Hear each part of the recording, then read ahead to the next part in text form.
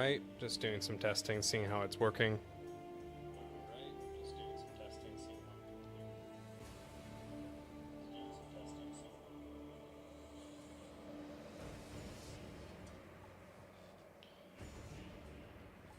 Looks like we're getting into it with a good start. Seems like the audio is balanced enough. I'll do another test when we get back into the game, make sure it's not overlapping with audio from the surrounding, but should be pretty good for this time. So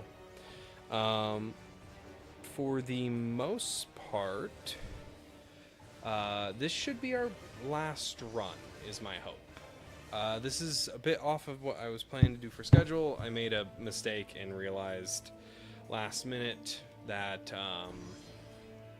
that I was doing this on a Monday, and I realized that now. So overall, should be fun to finish this up. I don't see this taking the rest of the evening, and should be pretty easy. Was hoping I could do this actually on the console. I was doing a run thinking I would get the equipment I need. Turned out it didn't happen, which is all good. So we're still in hard mode, and left off at a boss for those who were watching last time. Additionally, we will be moving into kind of the final swing of this game. So for those who have hopped on here and there or have been watching the streams after the fact, thank you. I appreciate that a ton. Some other good news, which I'll post more formally along with the stream schedule that will be going forward after Thursday. I have our Patreon launched. It is not something anybody needs to go and participate in at this time. It'll be more for when we start doing dev diaries, which will be kind of my way to interact with you guys for the developments that we're working on, which I'll talk about more when we get a bit further around the road on that. Additionally, if we beat this today, we'll be moving into our next game, which I have decided what it's going to be. I'll wait to announce it before the stream. But yeah, so the Patreon is up. If you want to go look at that, you can follow it. Nobody ever needs to participate in it. You can just simply look at it or follow it, show that you're supporting on a different platform if you want to. But more importantly, if you're just having fun with this or kicking back and playing a game while I'm playing the games I love, then that's all that matters.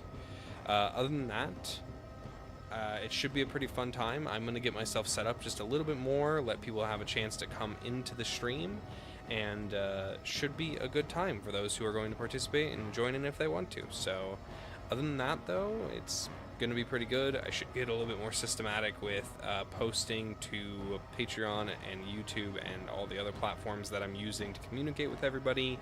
I'm thinking about opening some other accounts, so if you leave a comment on any account that you use often that you would like to see links to these streams and would like to participate in, just let me know. That'll help me out a ton.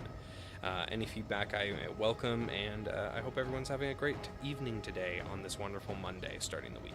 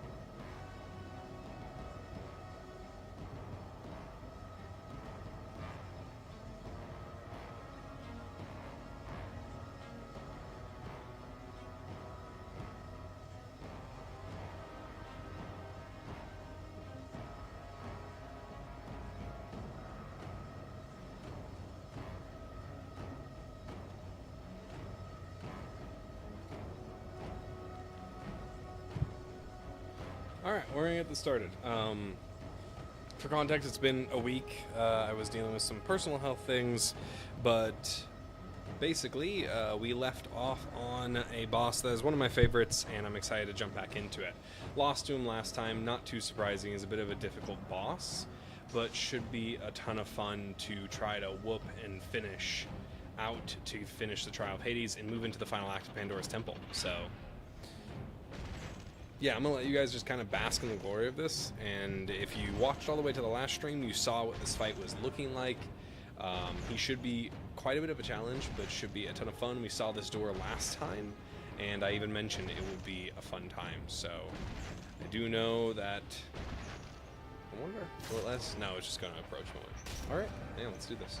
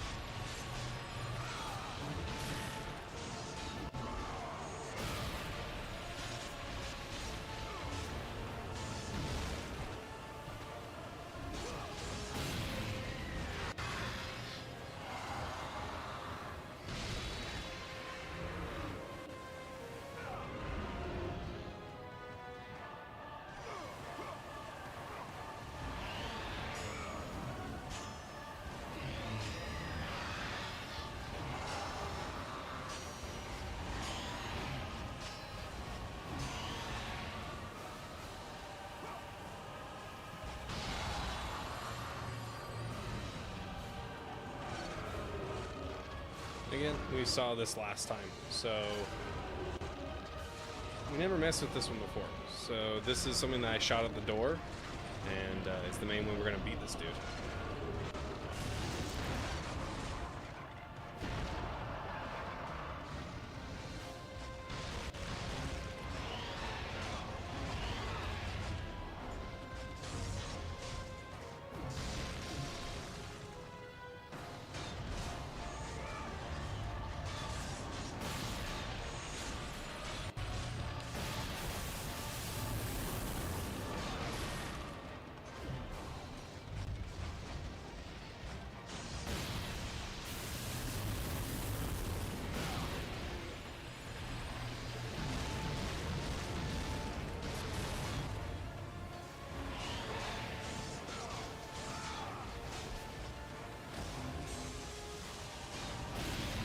It needed to be said, no, you cannot Medusa.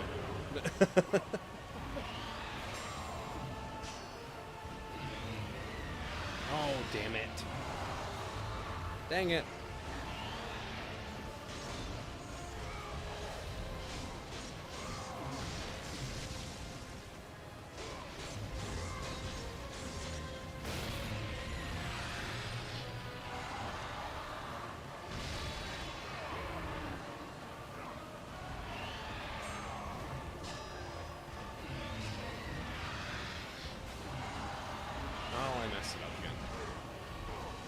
Really wish we could do this with out emulation, because emulation has a ton of downsides. One of those is there's a half a second delay.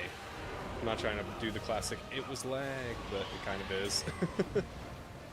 Oh wow. Ugh.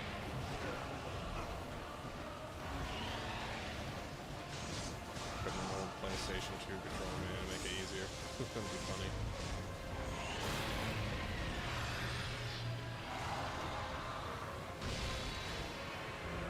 Come on.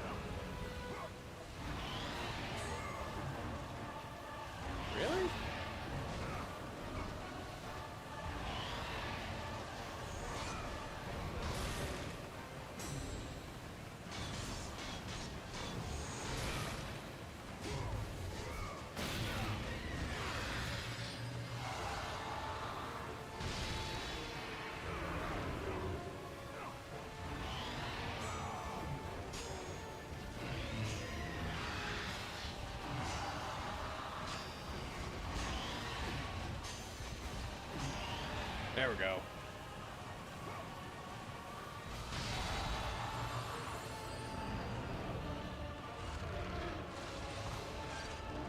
It's kind of wild in the early 2000s when this game came out. This type of boss is very complex. I need to do a bit more research on the games of this era and see what type of bosses we were running into in that time frame to see how much more intense they were, or if there was multi-stage bossing that was really complex. I don't have all the years and stuff for these in my head, sadly, but... Oh, whoops.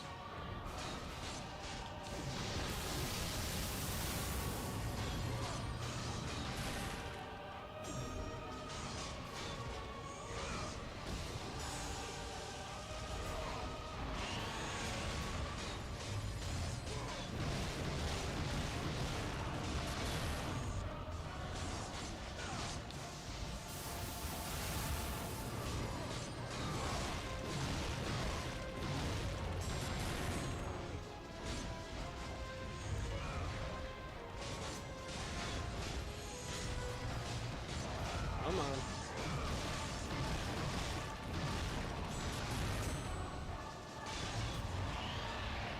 Here we go. Phase 2, let's go. This is a crazy boss.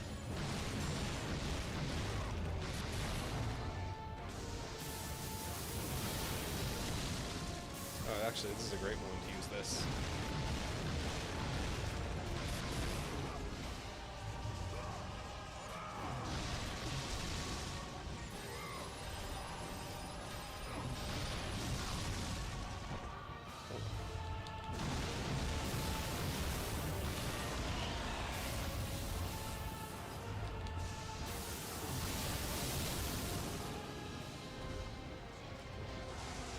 Oh, jeez. Gotta be careful now.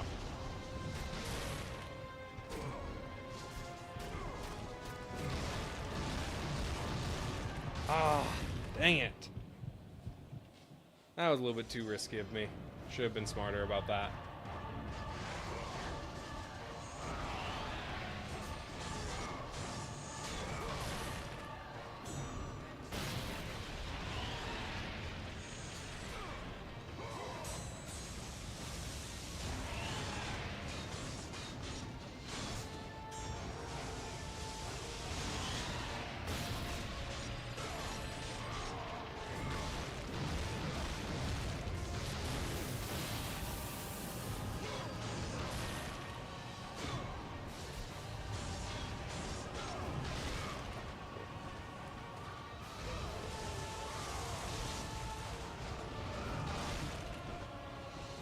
A different move he wasn't pulling out before.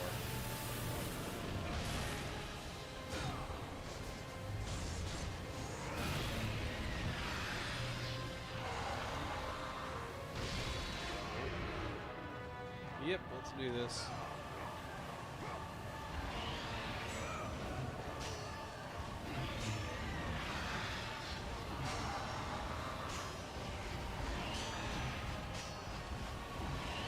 Crap. Yeah, I knew I messed that one up.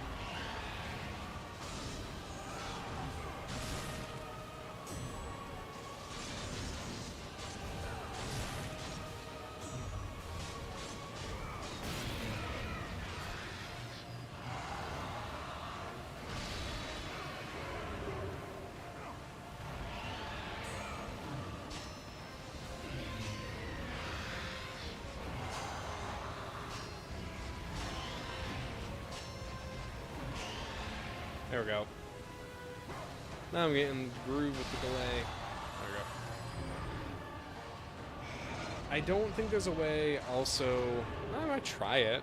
I've never tried it, but I might try it to see if after you get his armor off, if you can stake him before. But I think he just dodges out of the way if you do it. I do know there is a way you can kind of fight him up here. But if you fight him up there, then he hits the platform and does a ton of damage. So...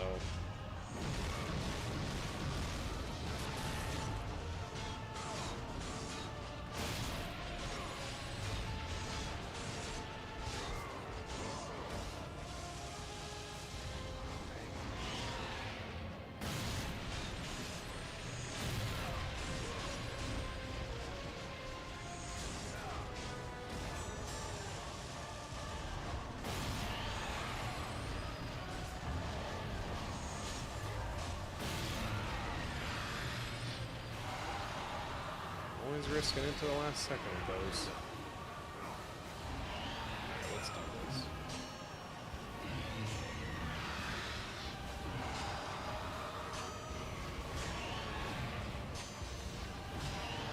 There we go. Much better the second time around. Alright. Now we just gotta break the armor off of him again and hope it works. Makes me wonder if I could shoot him twice. I doubt it. I think no matter what, he charges forward a bit.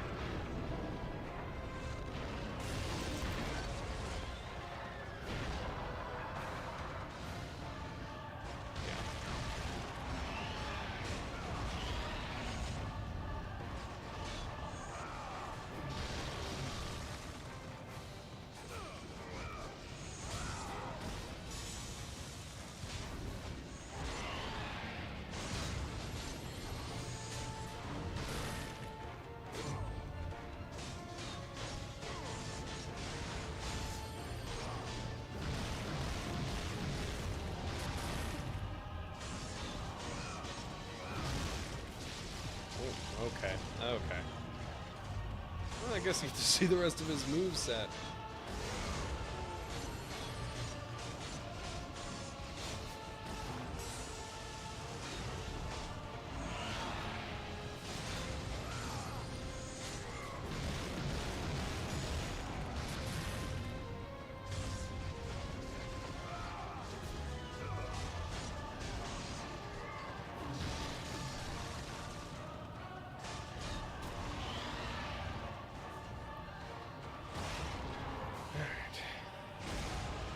Back to where we were in record time, I hope.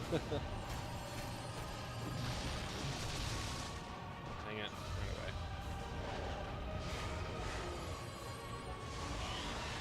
Ooh.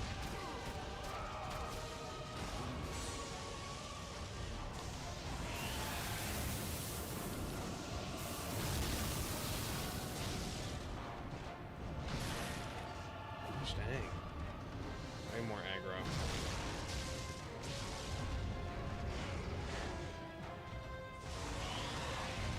Ugh. Yeah, I am supposed to go up here.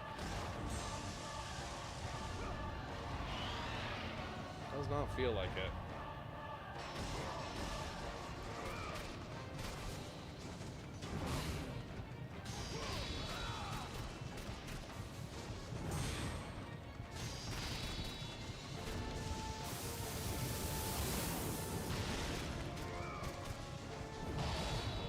Yeah, no. Spend this time, we'll have to have another stream. But bosses are where it's going to be the hardest. I don't know. Let's get the tutorial message out of the way. Alright, let's go.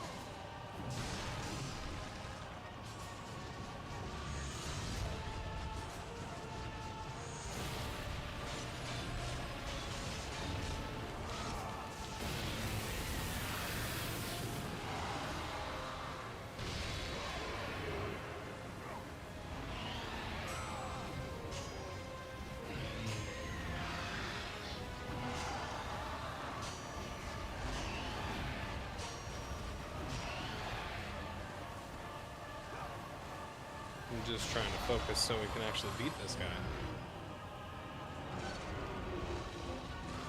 I think it probably is best to stay up here for the second phase. He might be doing some really brutal attacks up here, but I think I'll be able to do more damage to him at that point.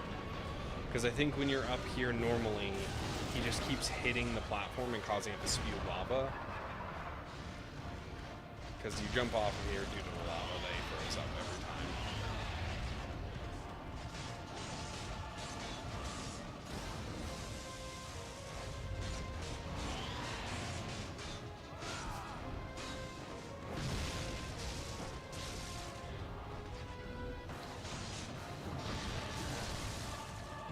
Ugh.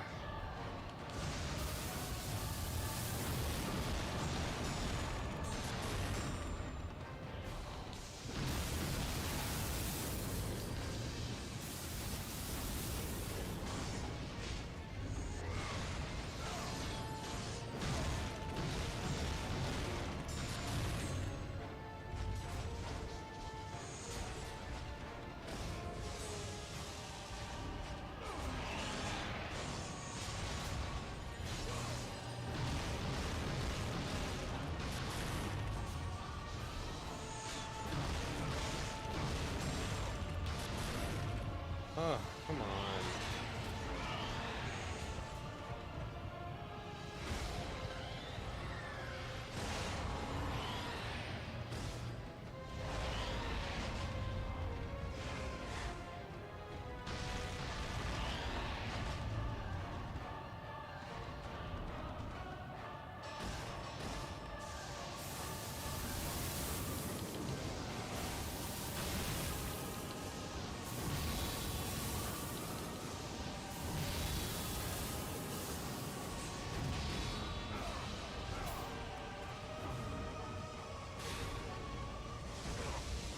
Okay, that's what he does. I remember.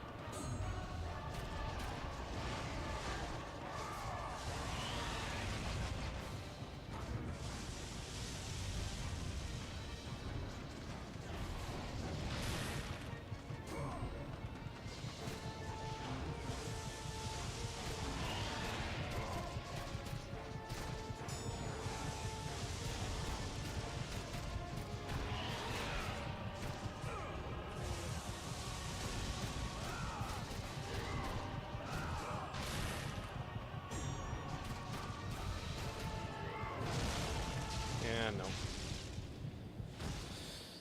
Alright. Let's do this again.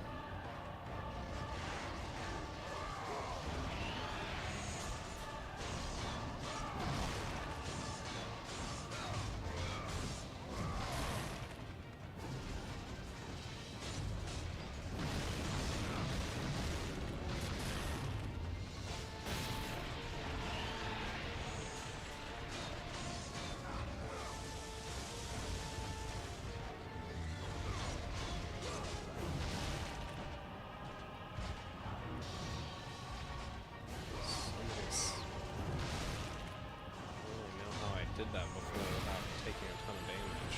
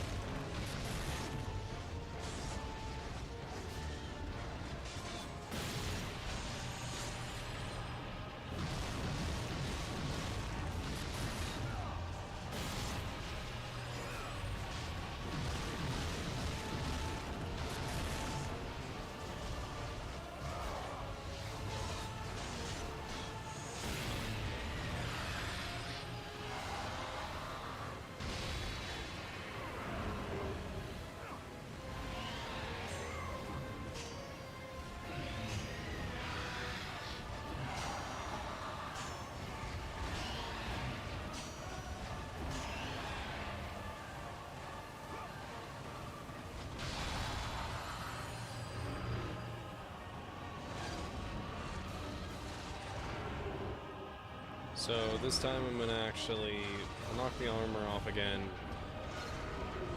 but I'm gonna try really hard to not stay on this platform, it seems. That's my best guess.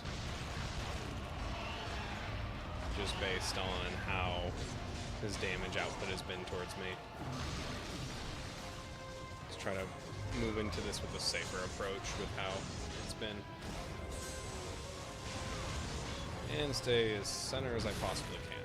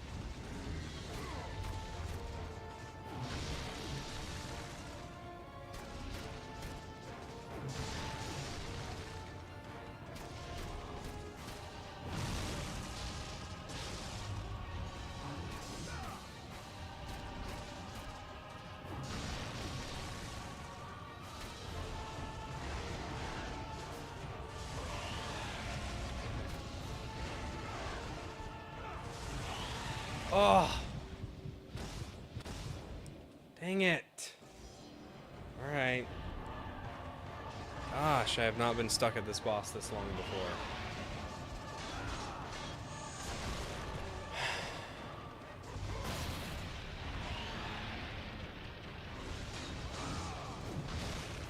Dang it.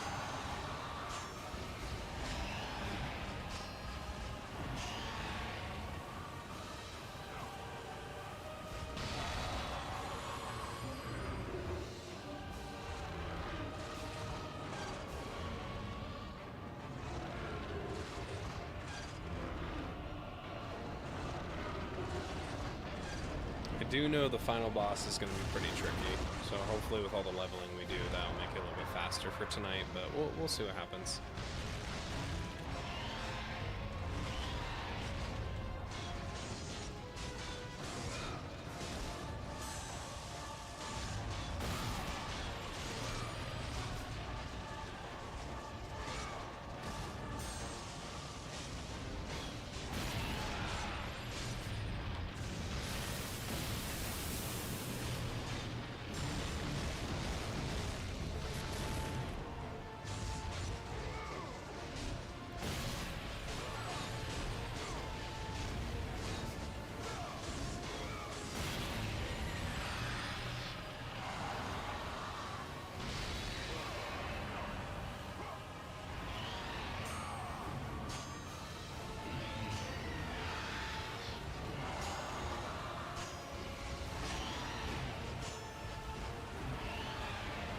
Oh, what? No, I did that. Ah. Don't worry.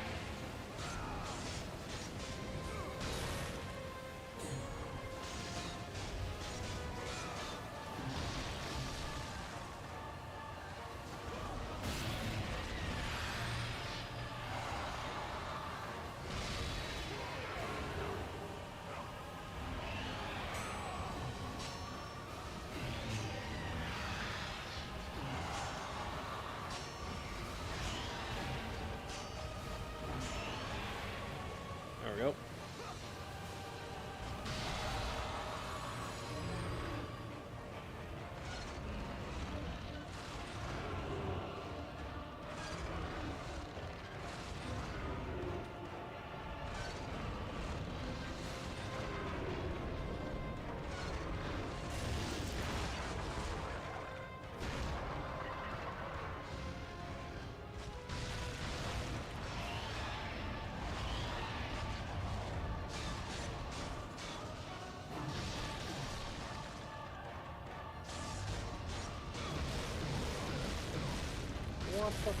What was that? I dodged out of the way. Come on.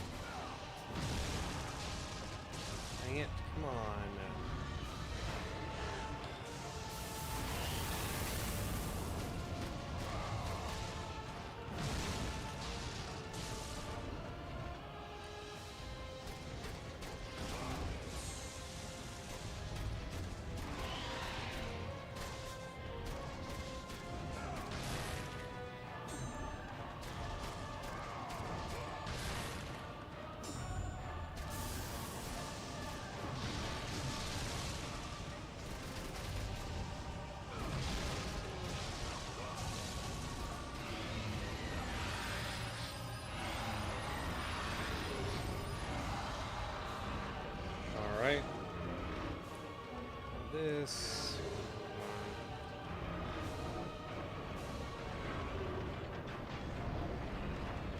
Aha! There we go! Finally! Yes!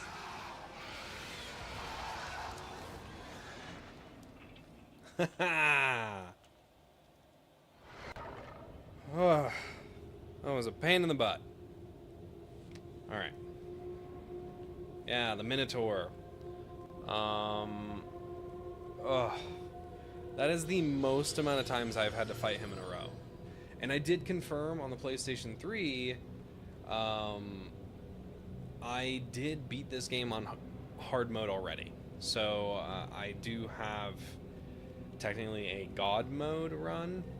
Looks like we're still trapped in here. The statues should seem familiar. If they don't, then you'll see in a moment. But no, yeah, those I have beaten this on a hard mode before. I don't remember this part being that difficult. I don't know if it's platform based or an issue with that. But then I also have done a God mode before, and last time I played this was in 2022, so kind of cool actually to see that. Yeah, the already rotting carcass of the temple's Minotaur hangs above you. Yeah, so this was the temple's Minotaur. Probably in cool reference to a lot of Greek myths having a Minotaur, and specifically using them as guardians. So this one's kind of long dead one, and it kind of ties into it, but you notice the reflection on the ground is kind of weird. There's clearly some essence of the door there, but he's kind of not as clear as a lot of the other ones we've seen in the past. And they kind of did that just to help save probably RAM or memory, because again, these are just mirrored reflections, which means that they just built on this specific patch a duplicate of Kratos, so while he moves on it, it has an effect. So very cool in a ton of ways, actually. So let's go up this way. I don't recall if there's secrets in here. I don't think there are. I think this is a cool area.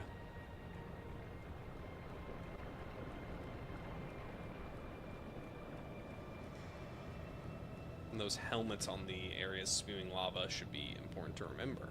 Because if you saw, we saw a statue that looked the same, and everything else here has that kind of same imagery.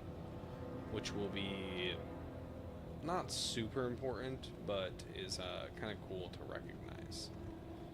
Yeah. No, that's the cage they held him in, though, which is pretty badass, too, in a lot of ways. Alright, we're definitely going to save. Yep.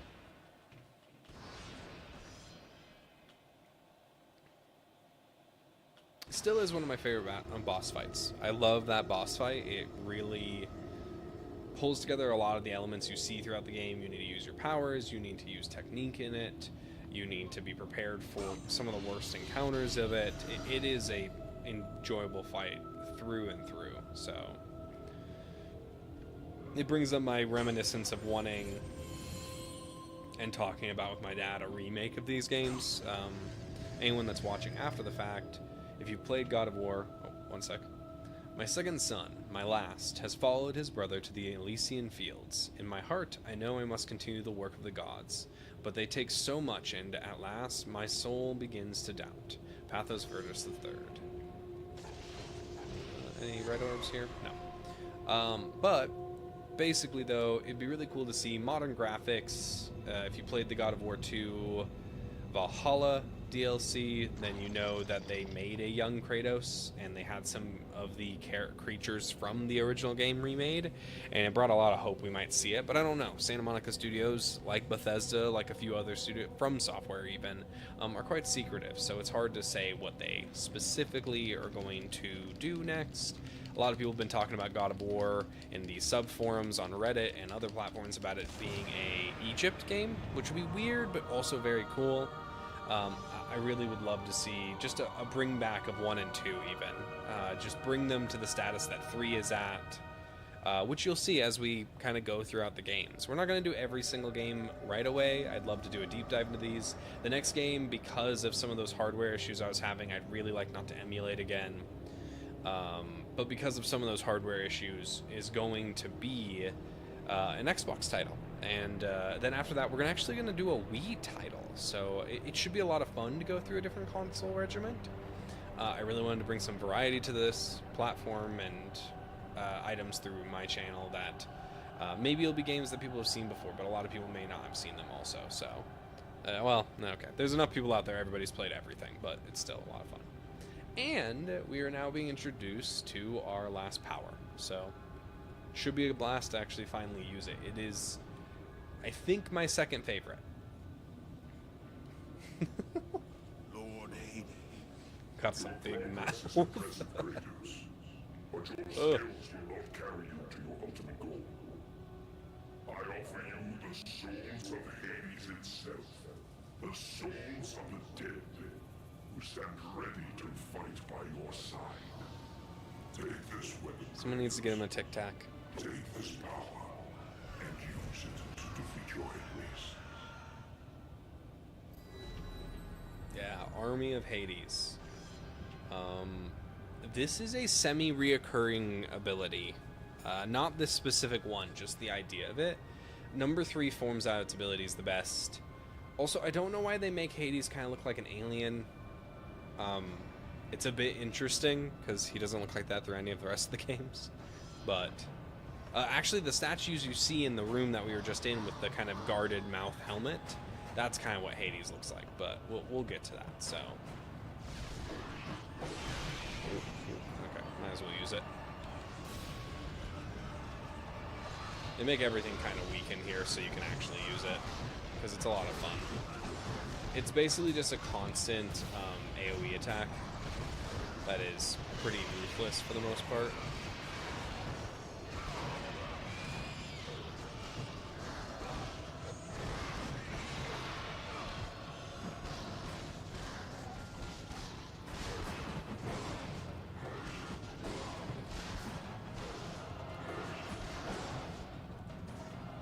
I am out of practice already. This is why I shouldn't take a week off of it, I guess.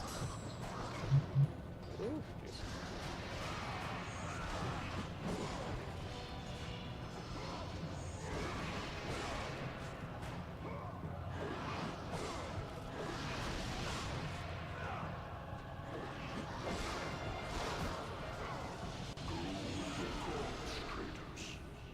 Go forth in the name of Olympus. So something I'll dive into when we do some of the technical deep dive, because the story writing is interesting in this and how it ties into the next game. I don't believe the developers of this plan to make another game. I think, well, I bet every studio plans to make another game. What I mean more, though, is I don't think the developers were intending the success of this game to go as far as it did.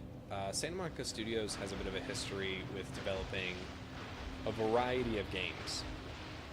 I believe their early days were actually a lot of racing simulations, which has a bit of character to it that's a little bit funny, actually. But, no, I just, we'll see the ending tonight, hopefully. And you'll kind of see what I mean by that, where it just seems like they really weren't intending another game, and now there's 8 of them. So it's definitely a series that has thrived in an interesting way, which is beautiful to say. It's where a lot of developers want to be in the future. Even now, there we go, we drain the inner ring of Pandora. Kind of following the same characteristic of wanting to make a game that is puzzle based, which is very much a part of this game's entire arc, is being a big puzzle.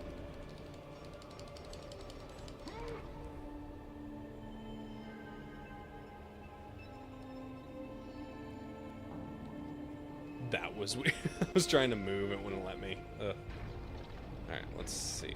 I don't think this is gonna line up right away. I think the next one, though, is the correct one, like here, because it lines up with the door. Yeah. And then do I need to, no, okay. Trying to see if there's anything else. I thought there was another, like, well you could jump into. Maybe not. No, I guess not.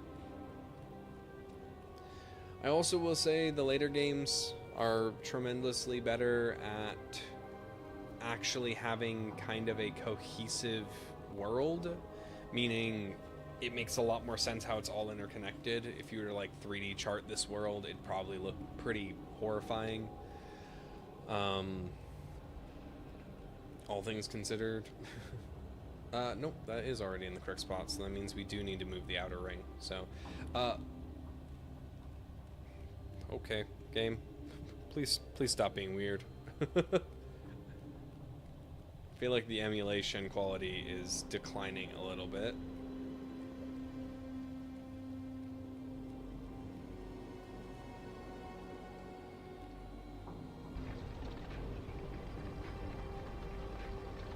Trying to think if there's something that'd be messing with it a bit, but I don't really know what that'd be. There we go.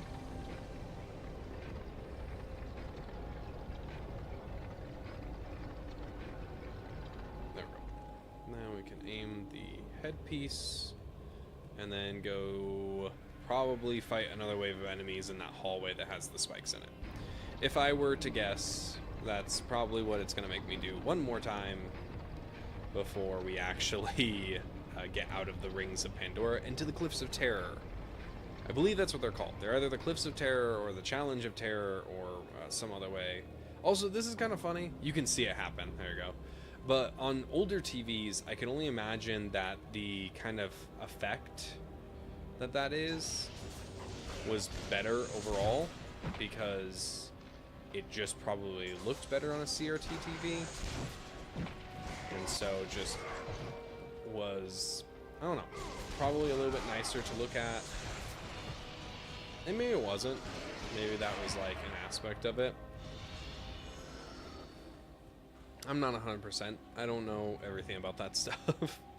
I like to make a lot of assumptions and guess. So, although for any of those who are excited for the technical deep dives, which will be a while out, I'm in the midst of doing a bunch of stuff for ZA Entertainment. I'm working on the current game development, which I promise will be talked about much more in the future. So let the scene play out.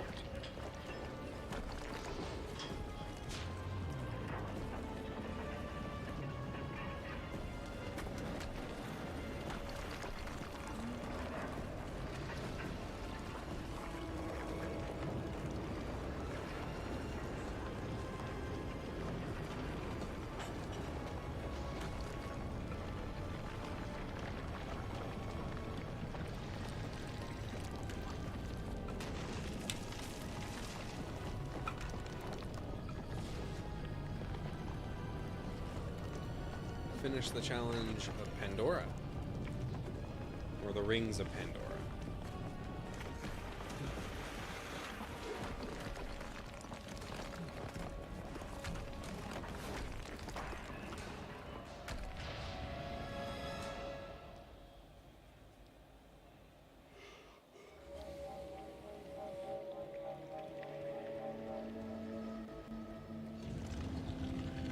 Yep, that's gonna close. And not be allowed. I don't know. I think they try to showcase those to imply like the reset does happen. So I think I mentioned that in the first game, that there's this concept that I'm assuming people would think of, which is the idea that the areas reset and the rings reset. This is impressive, Kratos. But be warned. Once you ascend to the upper levels of the temple, you will not be able to return without Pandora's box. Yep. That warning is because of the Muse Rings. So, if you don't collect all the Muse Rings now, or Muse Keys, I mean, then you're kind of out of luck for the rest of the area. Oh, that's something I actually should consider. These are pretty powerful. Yeah. I'll get plenty more to upgrade a bunch of this stuff too, so let's upgrade this. I'll bump up Medusa's head one more time, and then I think I'll max out the Poseidon's Rage. Because I think everything that's spell related, it only has 3 levels except for the blades. Okay.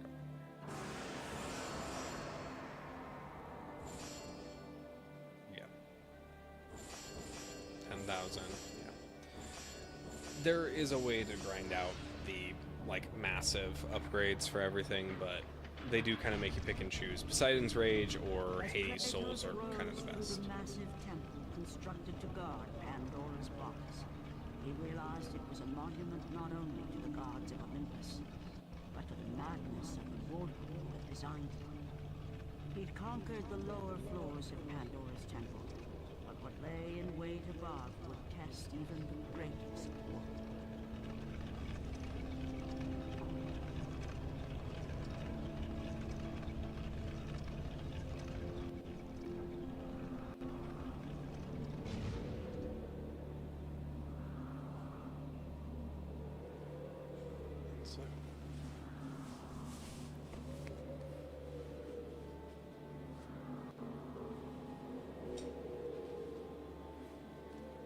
All right.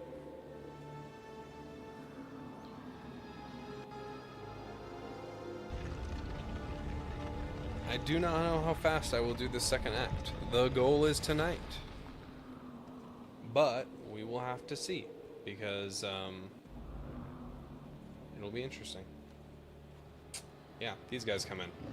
This is our last major enemy before the end, I believe. I don't think there's many things else. And these guys are not the greatest. So we will see. And if we hit the end of the stream, we might just push it a bit longer, because it is worth it.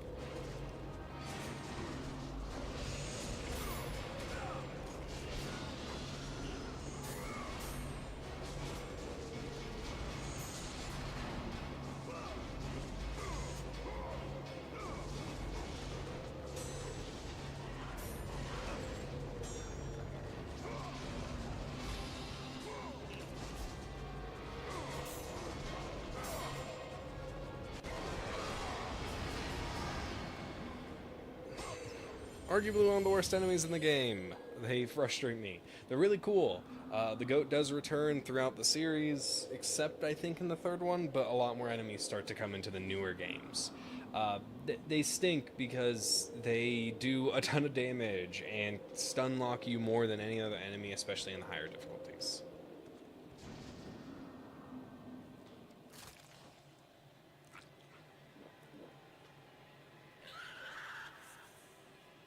Kratos had been in service to the gods long enough to know the Harpy had been sent as a warning, a reminder from his former master of the decision that had cost Kratos everything. Had it been that long since he'd almost met his end at the hands of the barbarians? That long since he'd traded everything to save himself? The sky split apart, and the god of war stepped through. Descending from Olympus, he saw the makings of a god in a mere mortal. Ares would save Kratos. He would turn him into the perfect warrior, his servant on Earth. Only a simple pledge of loyalty was required. My life is yours, Ares.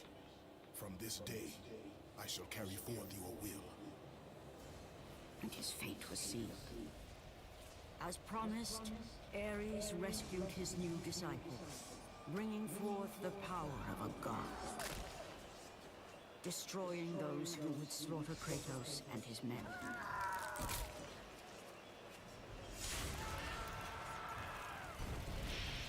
As for Kratos, no mere sword and shield would befit the newest servant of the god of war.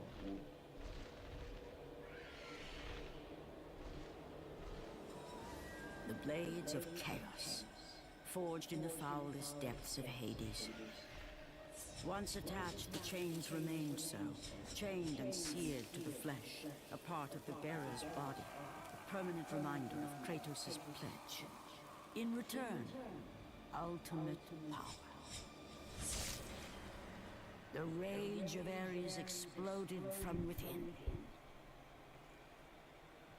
But soon, he would learn the true cost of such power.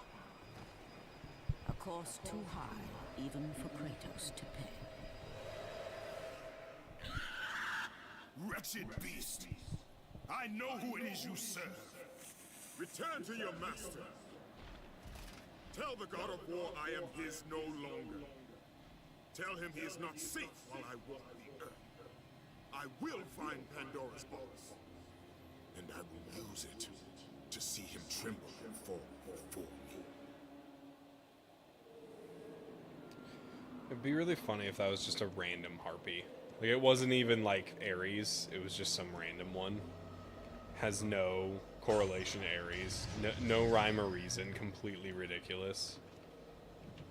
The Cliffs of Madness, not the Cliffs of Terror, thank you. Okay, Cliffs of Madness lie before you. In my grieving, I fear I may have designed a maze with no true way out. If I am right, may the cruel, uncaring gods show you the way. Pathos Verdes III. Pathos Verdes III, once loyal subject of the gods.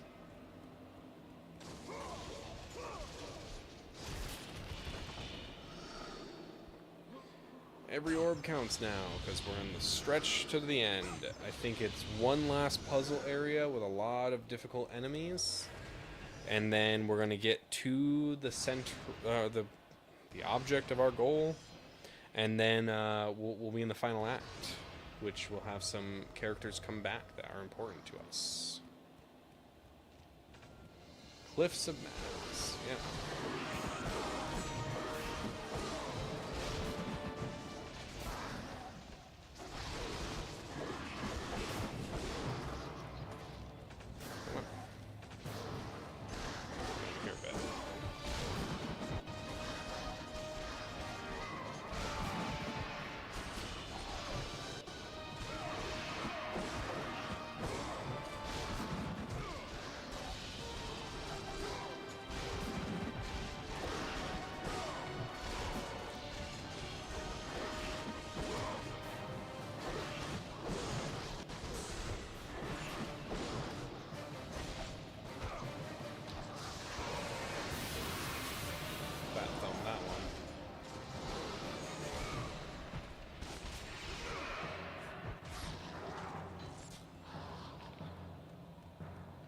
I'm gonna run down here and back out because there's a healing item back here.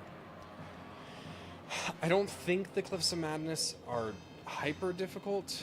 There are some things I'm gonna do in this section that probably are just gonna take more time than I should be spending on them, but we're gonna do them because they should be worth doing. And my goal was kind of to show like the full experience of God of War. I don't even know how many people have played the game or all that. Maybe you'll learn something new on it too, which is fun. It's always cool to actually be able to be a resource. Oh, we can see Athens from here. Still not doing good. Yeah, no, Ares is kind of doing whatever he wants there, so also.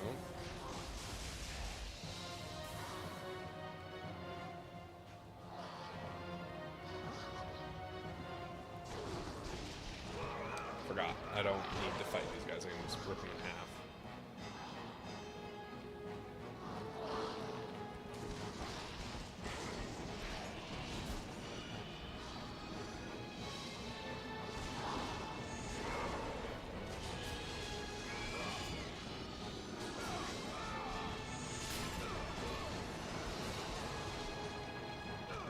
grab and toss.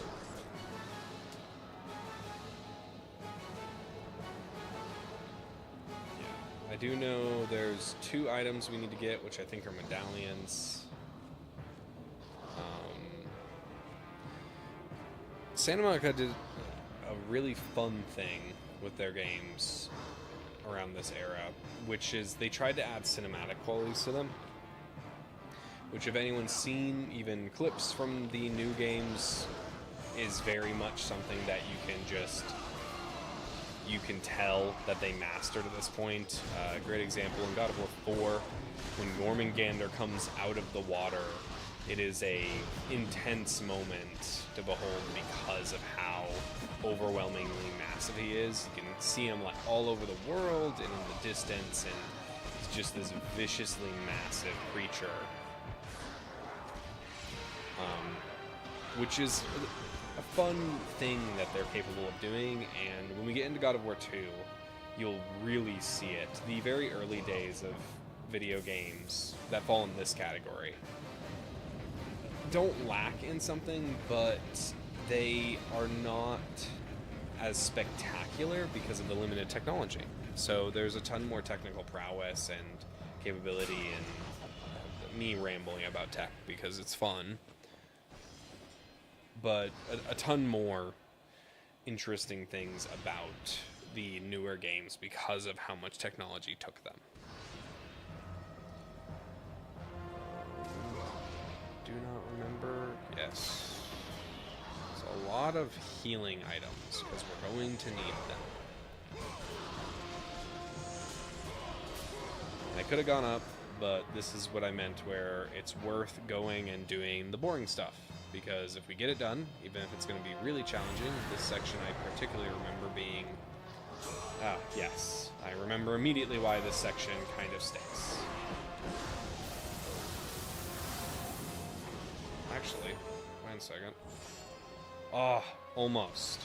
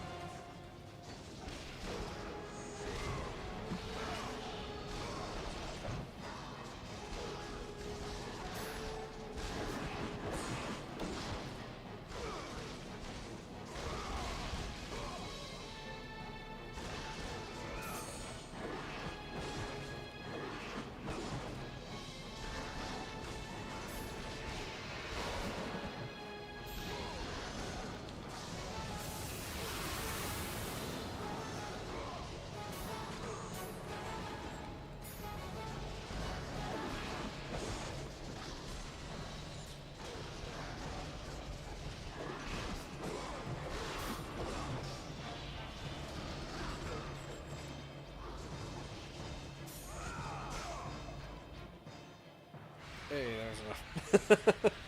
We're gonna see if I can get one off out of here. I'm probably gonna die because, yeah, fun things. If you notice from the other times I've done this, I have been saving a lot more. Is this last? Yeah, so that'll be probably last for all of them.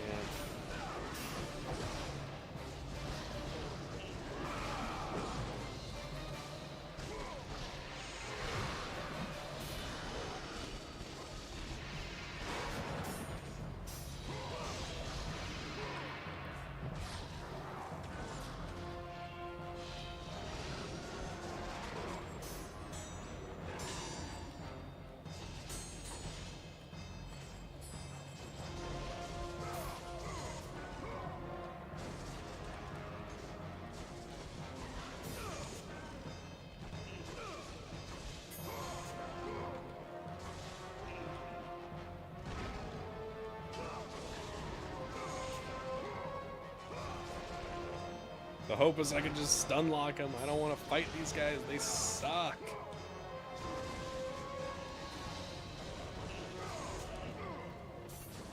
Oh, more? Ah, why?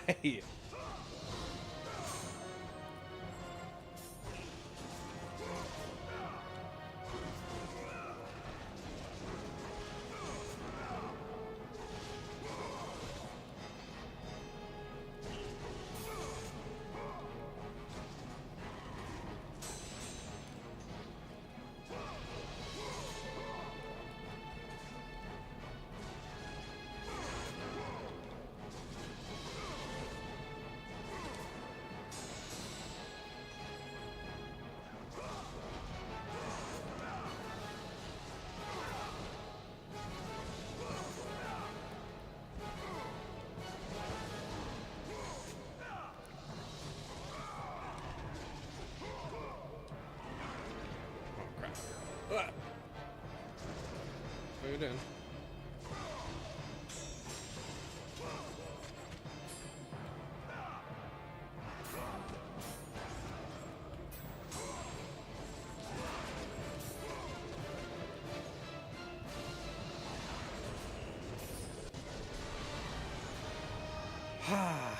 Okay, I need to leave the cave immediately.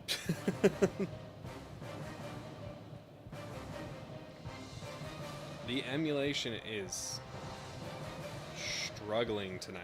I don't know what it is, if it's the distance from the controller or not, but it is struggling tonight.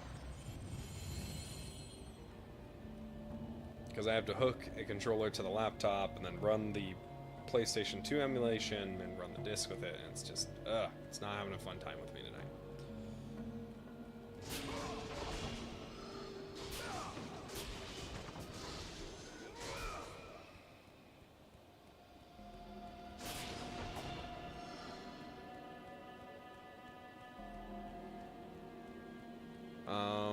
And I did learn it's worth it to break everything. For anyone that wants to get this game and play it, if you want to max out your stuff, even on a harder difficulty, it is worthwhile to make sure you are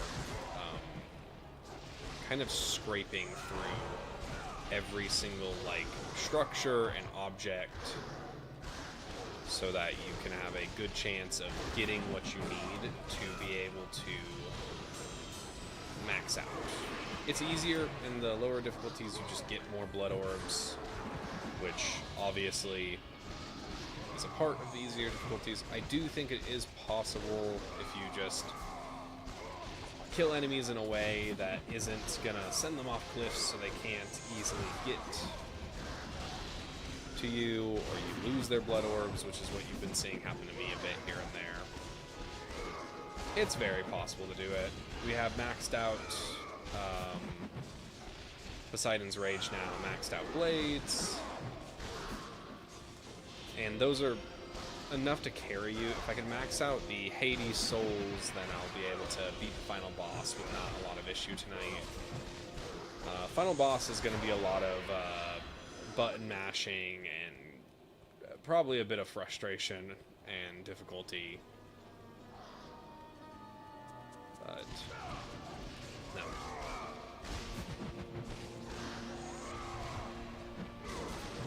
Let the rage of the gods drive your blades, Kratos. That's nice. I wasn't expecting to get Rage of the Gods again this soon. Alright. Again, I think this is entirely an optional area, isn't it? Oh, am I losing it? Is this like the way you're supposed to go? I always get so confused in this area. I think that's kind of the point, is you get a little bit stuck in the maze, but I'll know when we're to the precipice of the end of this area. Act 2 concludes a bit quicker than it seems. That's one of the big rooms. I know we have another room that we have to do a bunch of combat in. And then I think we have a puzzle at the end of this area that's a little bit complex, but should be quite enjoyable to do.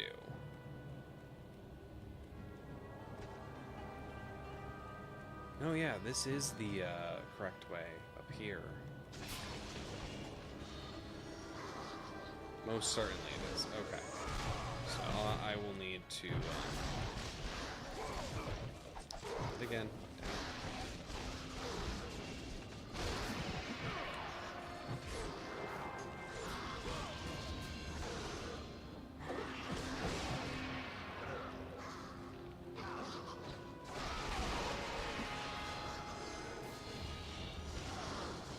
Really could do with not that.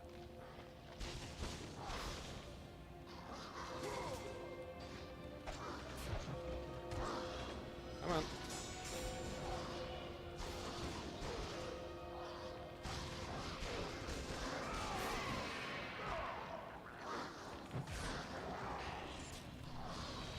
I think every time I put the controller in my lap, it causes the game to bug out a bit. Seems goofy to say, but I actually think that's what's happening. It seems like I'm playing like a goofball, it's because it's being a bit goofy. Yeah, no, so that way down there I think is the correct way. Oh, that's so confusing, because that's... yeah, that leads up. So I think this way lets us get to...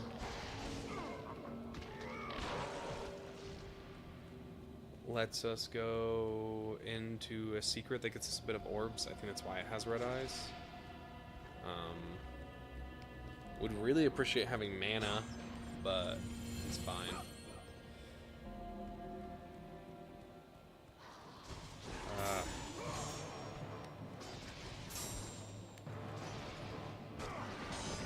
Dang it.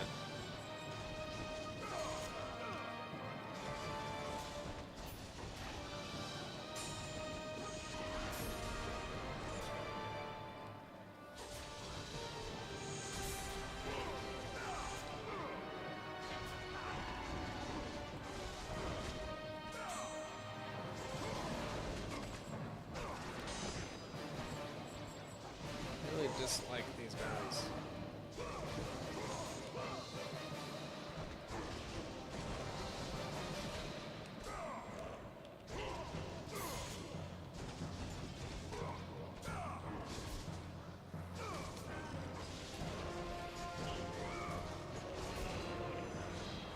Oh, I'm guessing you're gonna spawn another one?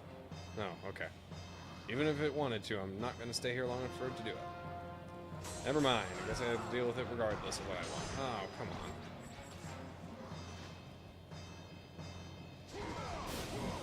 Oh, jeez.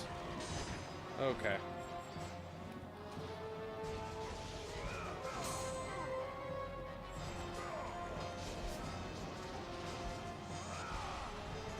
Oh, no way!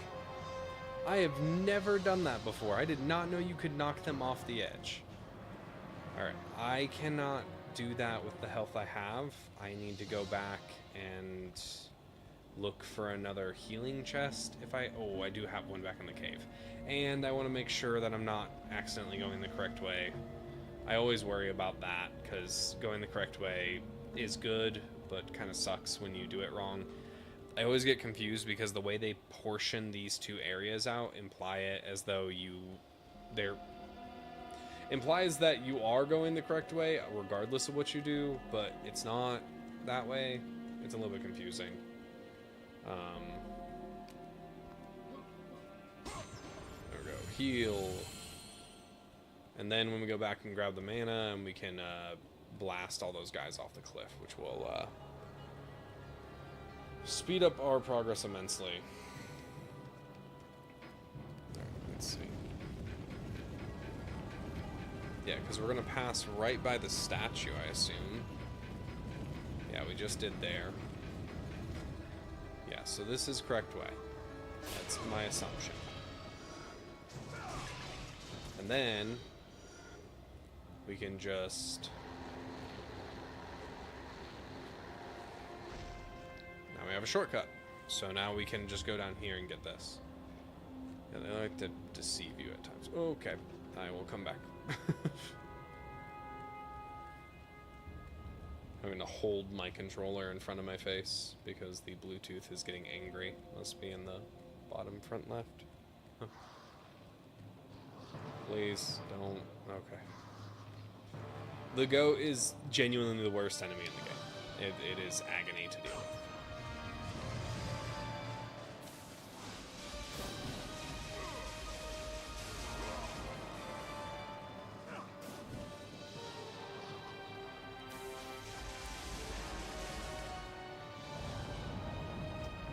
No, all the blood orbs. It's like 20 blood orbs.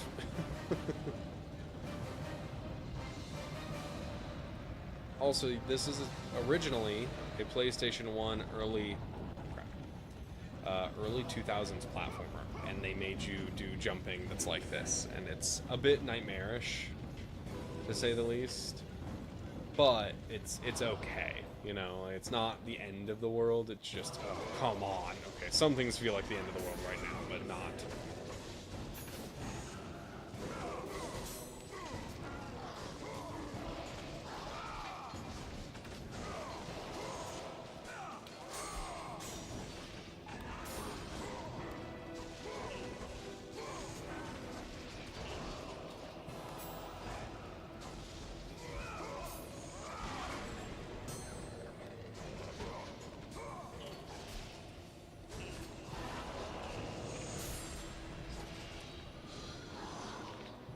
Luck.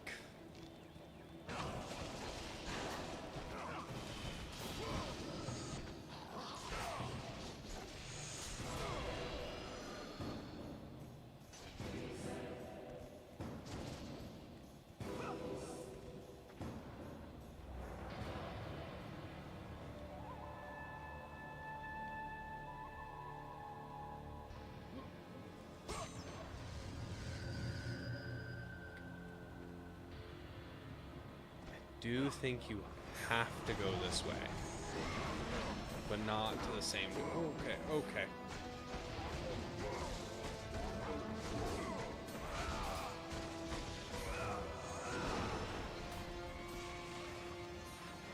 Do we have even close to enough to do that? No, it's gonna be 3,000.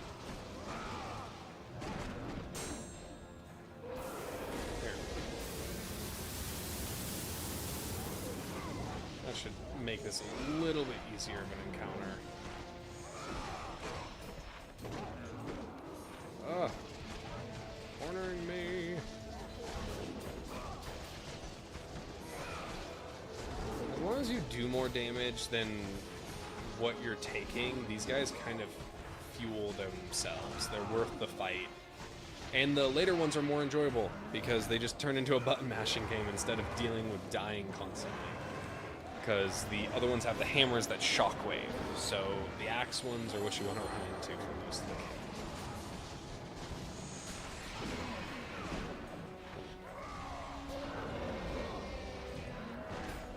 Button mashing. I also do think there is a thing about comboing hits. This is something where I have on the roster of games I want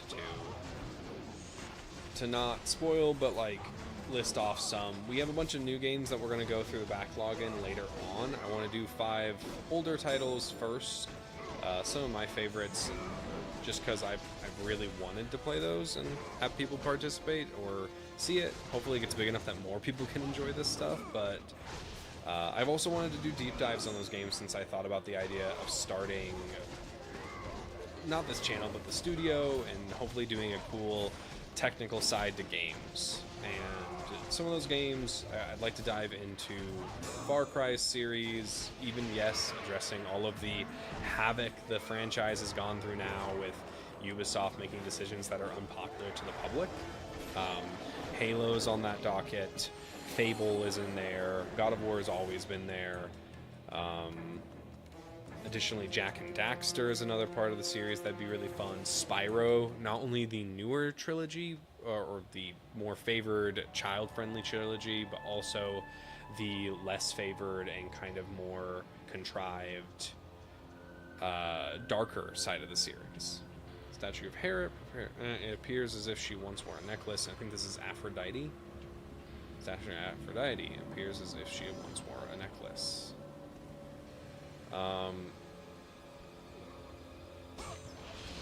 And those are just some, so I plan to try to, hello,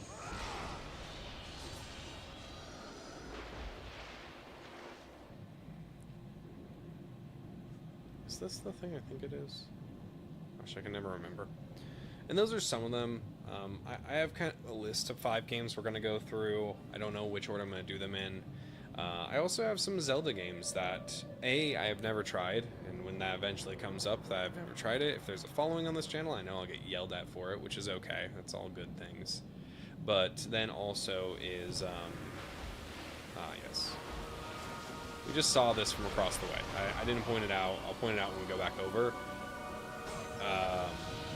But Zelda, specifically Tears of the Kingdom, or not, wait, what? No, specifically Twilight Princess, and that's just because it has a very special place in my heart when I played on the Wii a ton, and that'll be a game that'll be very fun to go through. I'd also like to go through some of the Resident Evil games. I think they're really fun. I might do those with a friend, which would also be a great time. And yeah, so we'll see what happens. It's going to be a fun time for the next couple of months as we play through these. Just as a reiteration, stream schedule will come up probably tomorrow is my goal. I messed up my streaming today. I don't know how I whiffed what day it was. But yeah, stream schedule will come up tomorrow. As well as I'm still working on getting the website launched. Once the website's launched, we'll have a blog page, I'll have the technical write-downs, and basically the scripts for the videos I plan to make. Those will be here too. Once those are both up, we'll start doing technical deep dives, and specifically after 5 of those games. Also, you can probably imagine how that tunnel gets over there, but it's kind of goofy. The mapping in this game is still very funny to me. I don't think it works as good as they think it does. Not a harsh critique, just a kind of like obvious one of, hey, that doesn't make sense, and me coming fully aware of the fact of saying, but it's okay. That would be a normal thing. As a note, when we do the technical deep dives, they're not going to be intended to be these crazy deep dives that are critiquing about how a game sucks or how it's not good enough. We can do some critical analysis of some of the quote-unquote mistakes that maybe developers made during their development cycle, but that's going to reflect more of what happened during the cycle. Like, how was it harder on the developers, and what were those things that they faced? What technologies did they have at the time that limited what they were capable of doing? Those things are stuff that I would really like to focus on and also cover for the sake of diving into the history of gaming. But at the same time, though, everything's in goodwill. We are going to use those developer deep dives, technical overviews of a game like this from the early 2000s that was for the PlayStation 1, 2, and ported to the PlayStation 3. We're using that comparison point of even older games to be able to get a chance to look deeper into gaming and to understand maybe what we know about games today and maybe what we don't know. But never to critique, never to say the developers didn't do enough. There are plenty of games I am aware out there that have that energy, that have that decision making that sadly faltered or genuinely just had negative things that made them probably not the best games. Alright, I'm going to tangent away from the future of this channel as well as the studio and what we're doing. This room hurts, not just because there's a bunch of dead people around it. This room hurts because you need to move a cube all the way over here just to grab some gear. And I don't remember it fondly, and I think specifically no matter what, if you mess it up, you die. And they're going to spawn enemies just to top it. Yep, it's going to close that.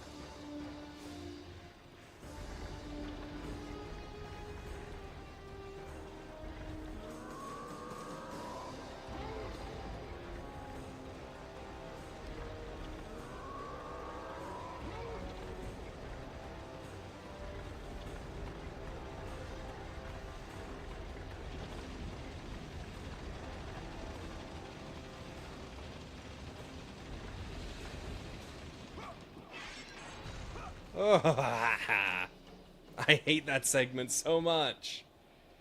It is a very difficult segment every single time. Can we read the writing on the wall? I thought we could. Yeah. Oh gosh, this was necessary. That's even worse. Yeah, take the necklace. Ah! Okay, I'm glad I got that out of the way. That's going to speed up our progress a ton, actually. Yeah, this area is painful. I was not expecting that to be the end of it already. Okay. That's another thing, too, where I could imagine players back when this game came out got very stuck, considering... Can you not read this? I thought you could, actually.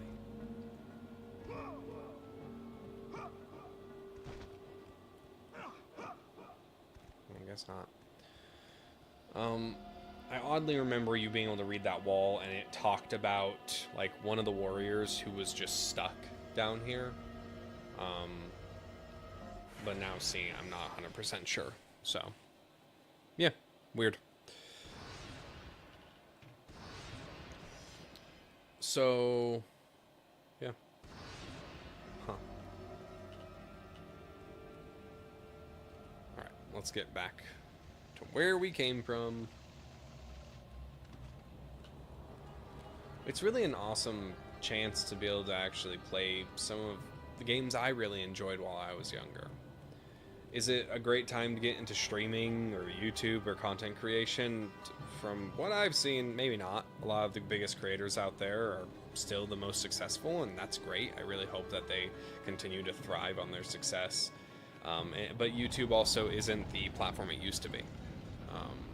I'm probably not ever gonna, like, I plan to not with anything in the company, specifically the studio. I'm probably going to stop saying the word company, because that implies, like, corporate and business crap. That's not ever my goal. I really like being relaxed and having fun times and making beautiful memories.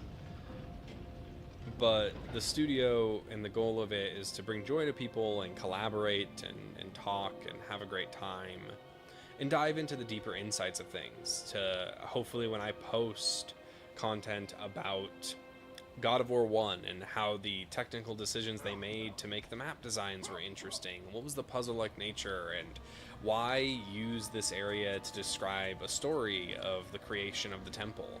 How does this add to that story? Like, following the keystone elements that make games today and trying to understand them and articulate them.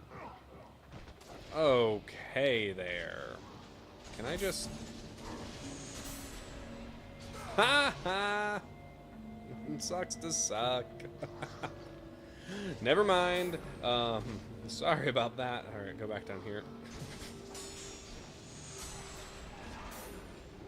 Anyone that appreciates the beauty of Dark Souls cheesing things will understand the beauty of cheesing an enemy that makes you miserable. There we go. Hopefully that's it, or do they just keep respawning because I'm killing them in an unfair way?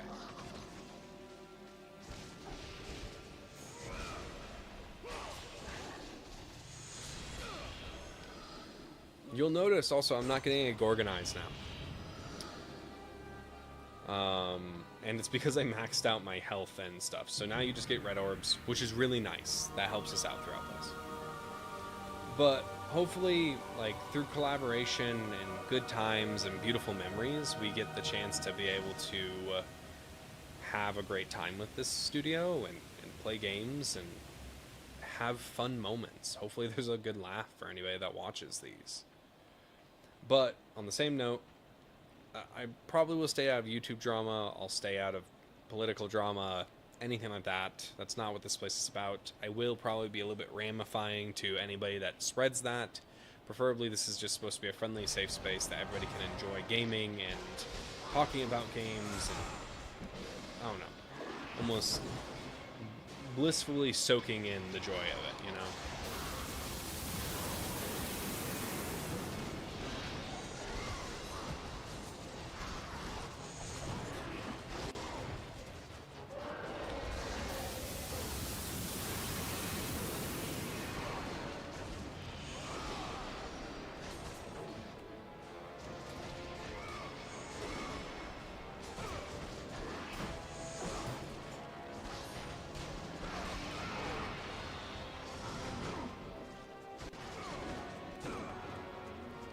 Another thing that this will help us do a lot is understand games on maybe a deeper level, so we can get an awesome opportunity when ZA starts to make more games, or make any games, release them at least.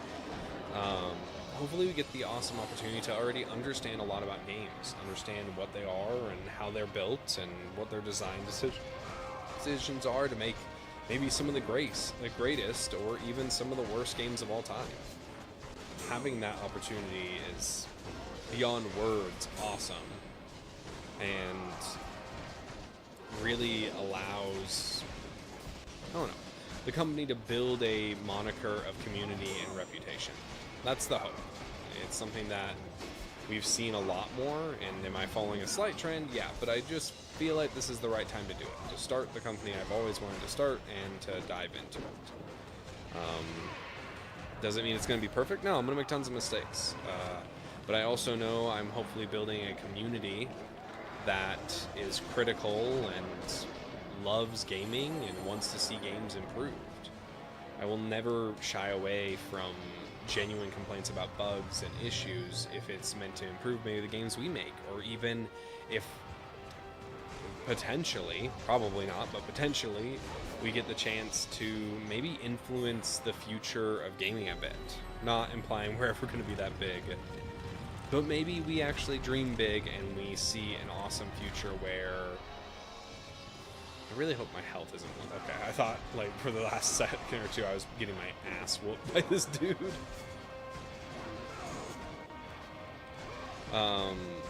But maybe we'll actually say things that are noticed by studios and will be heard, just like everybody else is trying to do for some of the bigger studios that people don't want to see fail. Nobody wants to see Halo Studios or originally 303 fail. And then additionally, people don't want to see the development team at Borderlands fail. People don't want to see Ubisoft fail. They have huge titles that, if we're just being honest, are never going to be given away or bought out unless some really big mega company comes out of nowhere that can afford all of these huge titles. I think this is one of those big puzzles I was talking about. I can't remember exactly, but I do recall partially. Okay. Anything that doesn't need to be...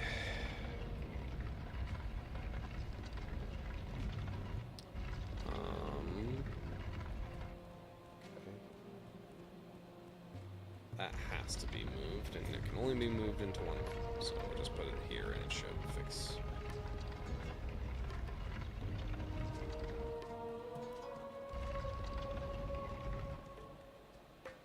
The other ones.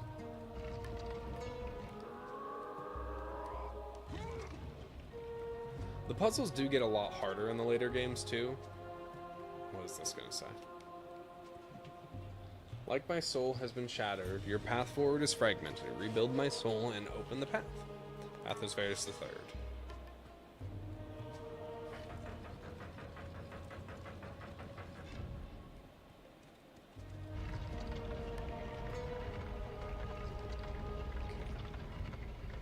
Okay.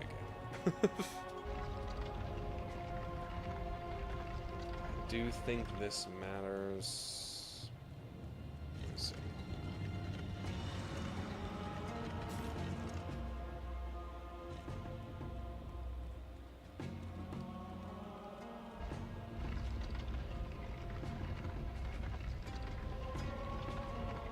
Nothing like block puzzles.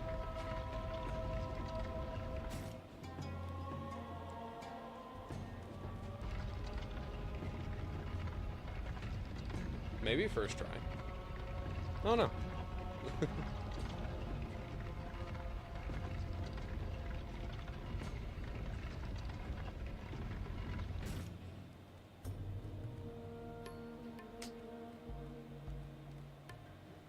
Alright, well, I already know I messed that up.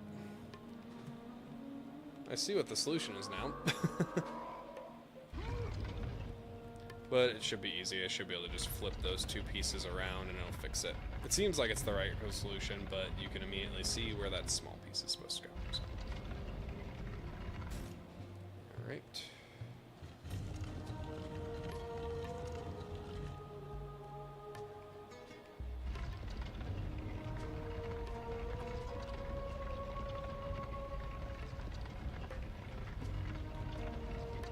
don't think there's any clues to these things, which is fine. I think modern games have spoiled us a lot, to be honest. But it's a part of it. You know, it's just... You look at modern gaming, you have to acknowledge the fact that a lot of it's changed to be easier in tutorials and easier with explaining how things happen. You get 20 hours into a game, even like Skyrim, and then you get a tutorial message for something that you have a moment of reflection and you think, wait, why am I getting a tutorial for this and I've been playing it for X amount of hours? But that's a pretty normal experience in gaming now. I mean, that's a hot take. I don't know. I'm not 100% on any of those things. Not being indecisive, just it's hard to say for some aspects.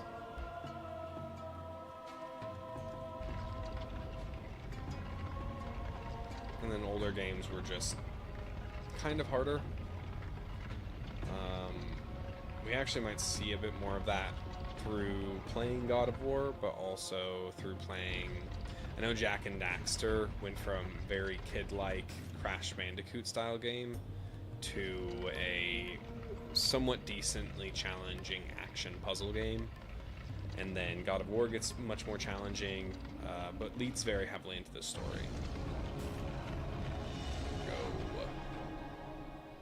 Sweet.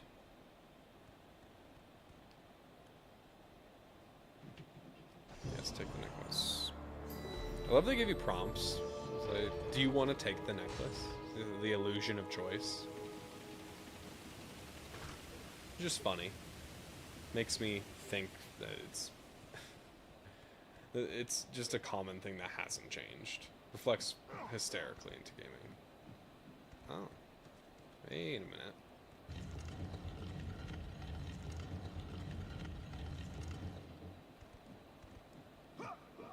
Ooh. Ooh. That makes me want to... Dang. I didn't even notice that. That's probably a secret I have not ever gotten before. What a bummer. Because I know if I reload back... Here, humor me for a moment. Start from last checkpoint. Oh, we can redo it. This is worth it, actually. Gosh, I'm probably gonna annoy so many people that watch this back. I'm such a completionist. It's terrible. I didn't know there was a ledge up there. I'm like blown away. Don't worry, I'll be a lot less like merciful with my mana usage.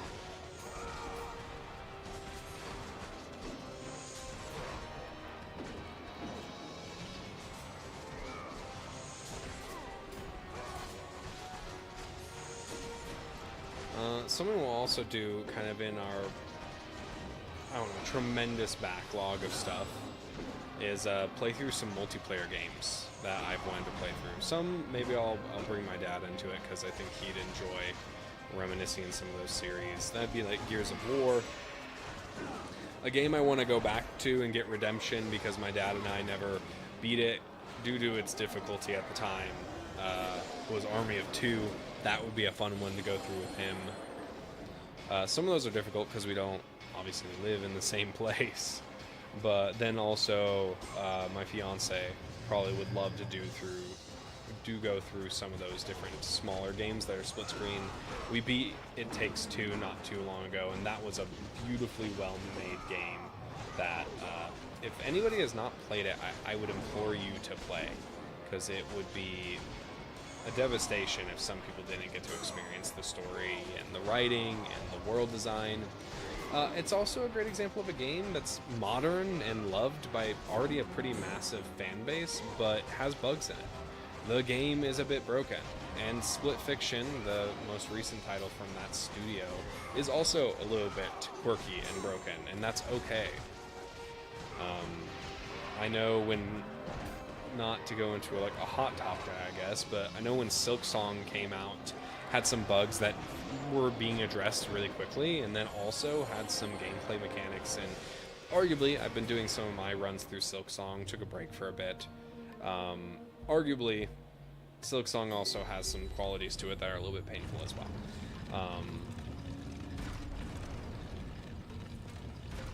And that's not me bashing on it, but there are some bosses that people would disagree should be nerfed, but I do stand on the point of saying probably should get nerfed at some point. That's not me critiquing Team Cherry. Team Cherry made a brilliant masterpiece of a game, and it really does show in so many ways. One moment.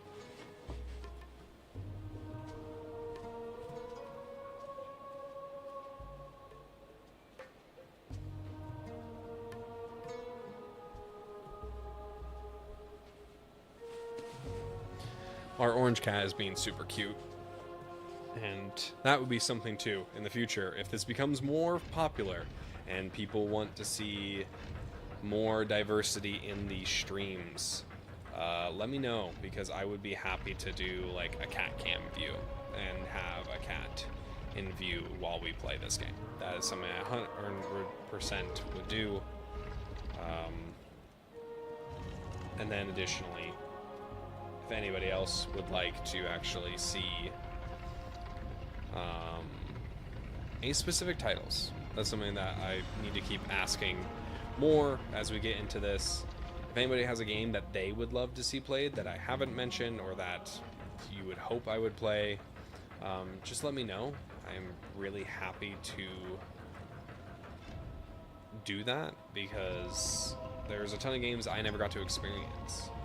And so being able to play those titles and enjoy them is a tremendous part of why I do this and why I want to do this. Yeah, so feel free to let me know. Yell at me and tell me which game's the best and what am I missing out on, you know?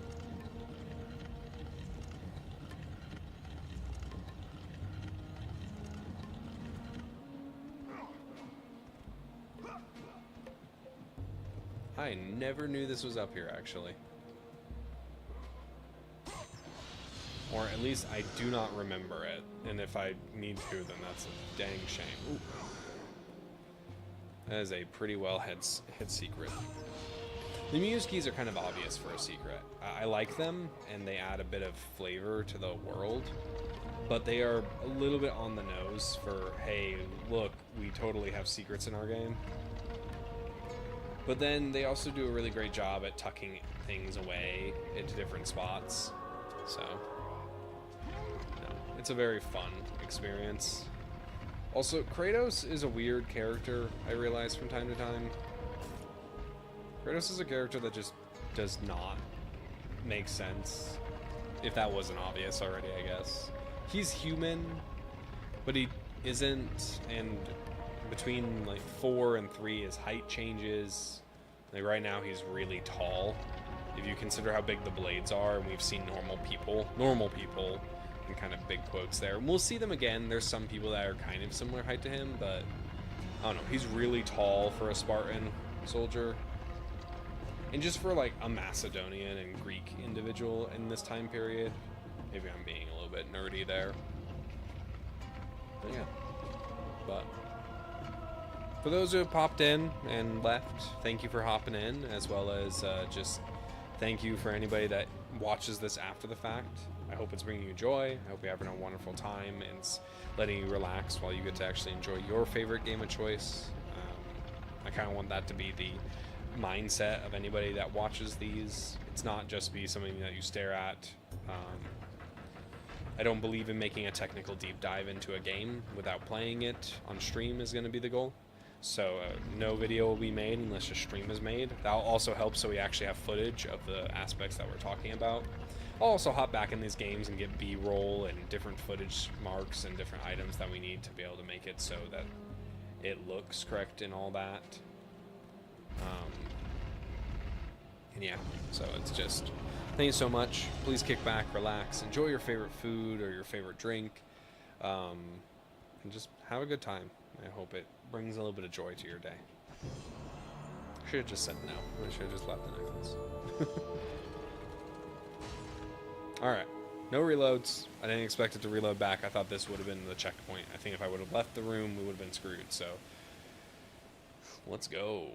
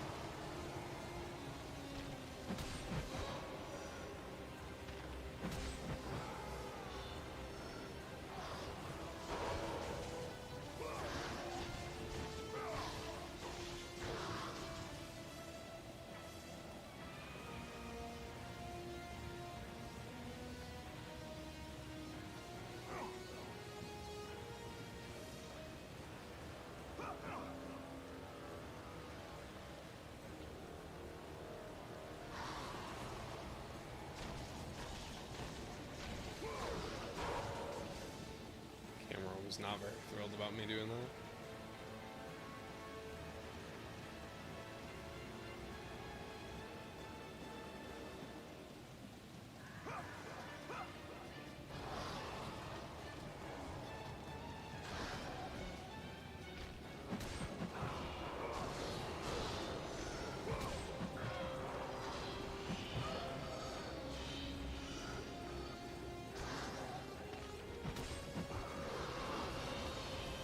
And also, when we're going to do some deep dives, the games might have streams, but we also might not do a deep dive very quickly.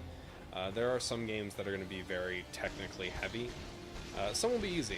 I also plan to do some recordings of BioShock with a friend of mine that has a lot of knowledge on this series. They've done a lot of seeing of it. They'll make sure that they play through the game pretty extensively. That's really important, obviously. For the goals that we're going for. Everybody that talks in any videos that we make will have played the game. I'll make sure of it. We'll try to do streams of them playing through it, so we have those, but no, I plan to have a friend who's a bit more experienced with the BioShock franchise and who's even refreshing up so we could do a run of it, because that's an awesome series. But those technical videos will be just inherently easier because, again, older games have a lot of character and qualities that make them a little bit easier to be able to handle in some ways.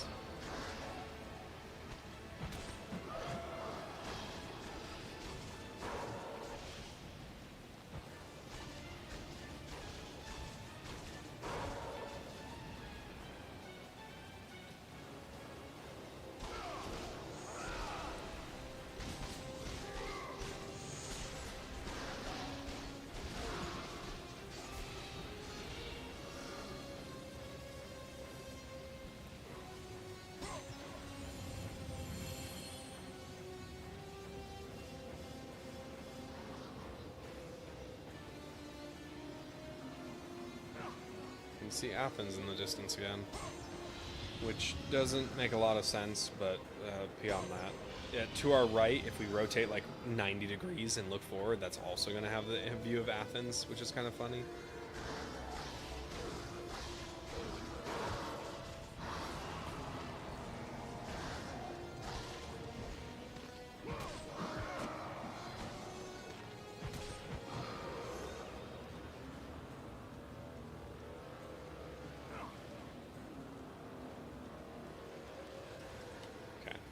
I didn't think there was something, I just want to be sure.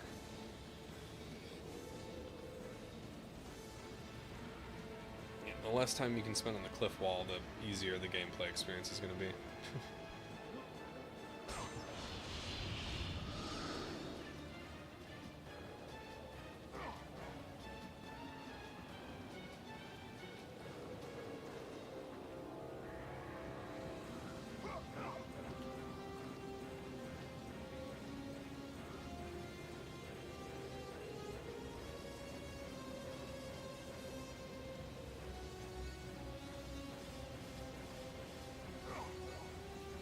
Probably wondering what the heck I'm doing. We actually don't need to do this section. So the reason you do this section is to get a bunch of stuff, and then you loop back down and you go and retrieve, or you go to the location where the medallions were. So there's a shortcut down here for that.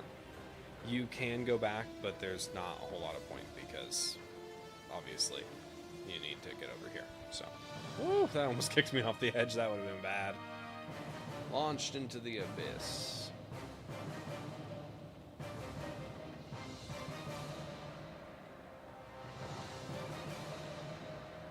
I noticed somebody is in the stream. Hope you are having a good evening. And thanks for joining. I don't know what design decision a door would be. Ah, this goddess statue, it's gonna rotate weirdly.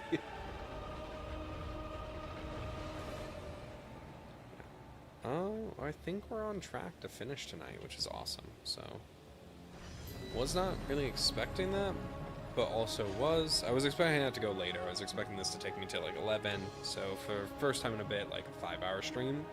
But we're about to hit the kind of most difficult area, I think. Ooh, jeez, that was bad.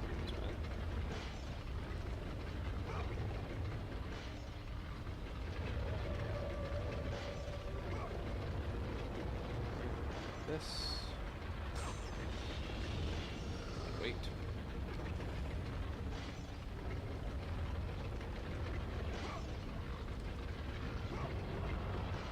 Would you believe me if I said I've died on that, and I'm still not proud of it? No, no to the proud part of it. Died quite a few times. The path before Kratos was clear, but still, the memories came rushing back, as familiar and permanent as the blades chained to his wrists. Memories of what he'd done in the name of Ares. Memories of how he'd become a servant to the god of war. A beast. His humanity robbed and replaced only with the will to murder. No one was safe. Entire armies fell before Kratos and the soldiers who followed him on his unending path of conquest. All in the name of his master. I do have it noted down when we do the technical deep dives to talk about cutscenes, because they are interesting. They built this temple to offer prayers to Athena! This entire village stands as an affront to Lord Ares! Burn this village! Burn it to the ground! Emboldened by the god of war, Kratos' army was ruthless, feared throughout the world for their brutality. All that mattered was conquest in the name of Kratos, their great leader, who had become near invincible. He feared nothing. But there was something about this temple, something forbidden. All his instincts told him he should never cross its threshold. Never step inside. Beware, Kratos. The dangers in the temple are greater than you know. But the village oracle's warning fell on deaf ears. His ambition would not be denied. All who opposed him would die.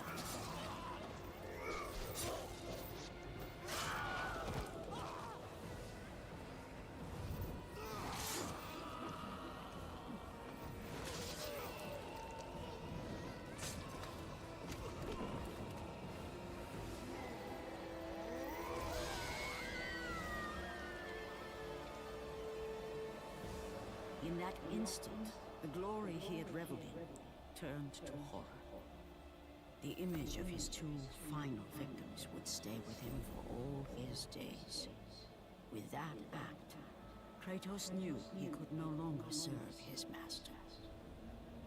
He had but one calling now, the death of Ares. He would murder the god of war.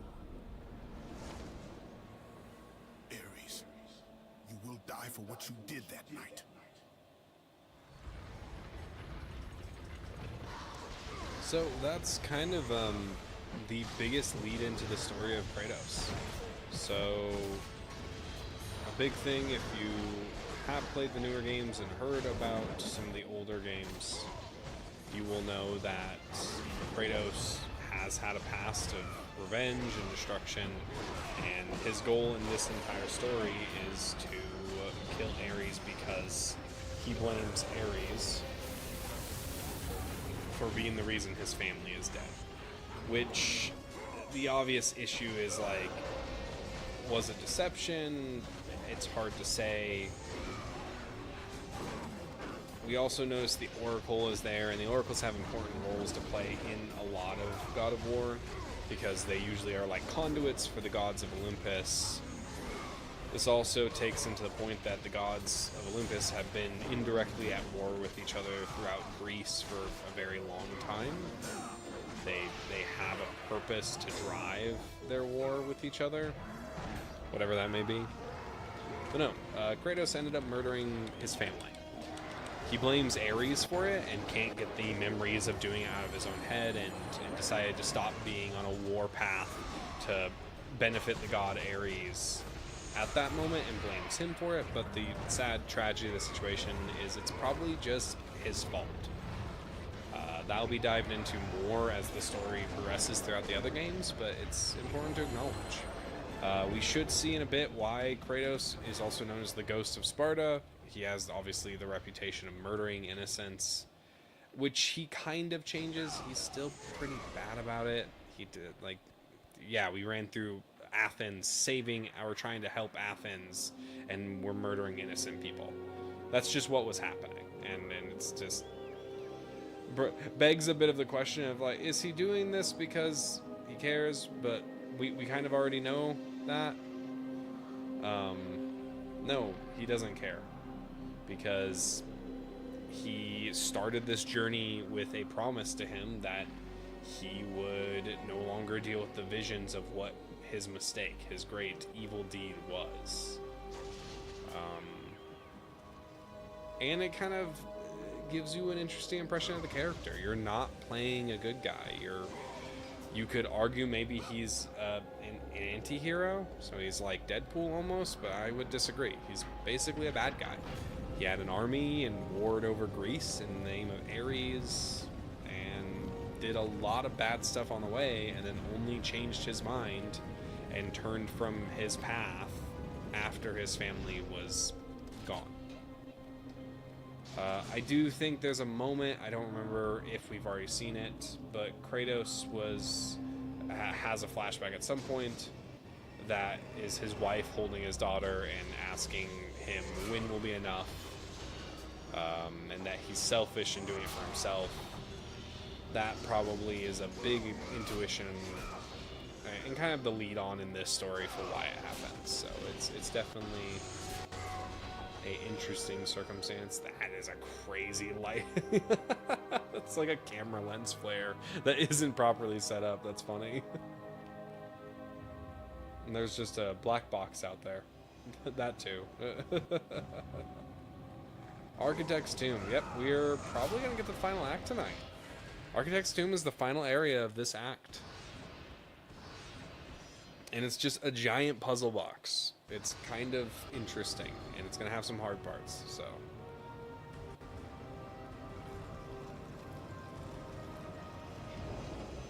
Yeah, and then this bridge sucks.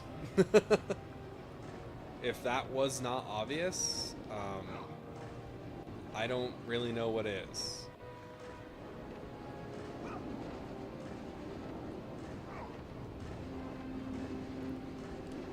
Yep. I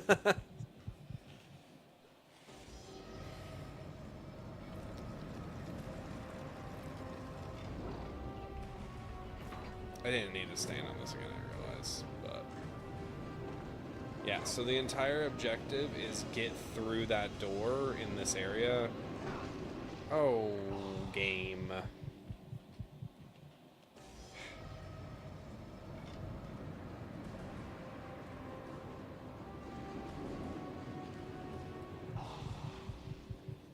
To the one person watching, get ready for a couple of deaths, because platforming sucks. I just need to get good, I guess.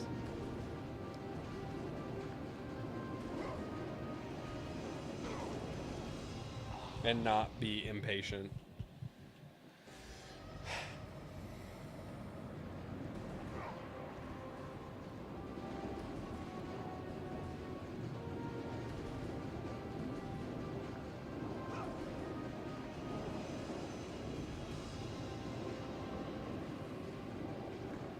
Alright. I wish this area was easy. This area is not going to be the most pleasant. Actually, this area is completely fine. The area that is unpleasant is going to be the area a bit later. Don't know if that would break.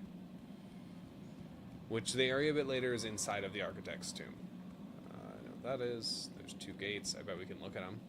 Nope, we can't.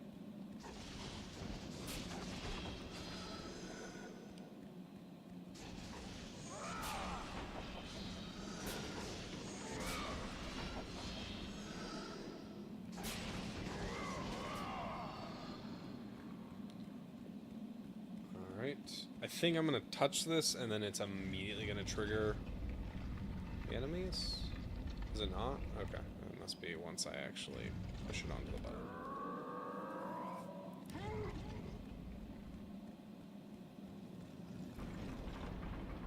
Oh, there we go.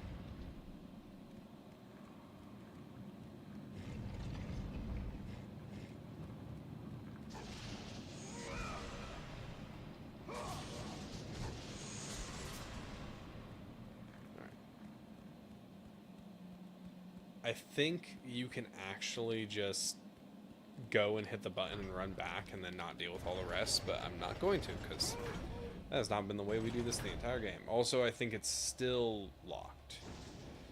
Great, these guys. Still not as bad as the goat in every way.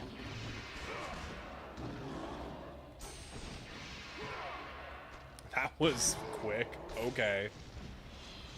Oh, Medusa's head is worth it. And then probably Hades' army. I have not used, I just realized I have not used Artemis's blade, like, once. Yeah, Gorgon Flash, which I don't think I can really use. I can. I'll do this, too, because I have the points for it, and then we should get plenty of points in the final act to be able to upgrade most of our other gear. I don't know if I've collected enough. Maybe I have. That'd be really cool to max out the gear in this run. Yeah, strongest base attack. There we go. Yeah, so 7,500 and then another 20,000. So we need 20,000, 7,500. That's a lot, but you never know. Oh boy. We could try that. See if this... Haha, you killed your friend.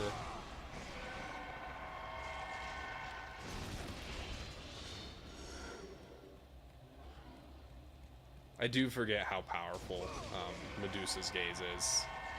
It's a bit overpowered. But not towards the correct enemies. It's overpowered for itself, and that's kind of it. Hey, there they are. There's the big guy. Yeah, these not my most fun one. Oh. Yeah, I forgot that this area has these enemies in it too.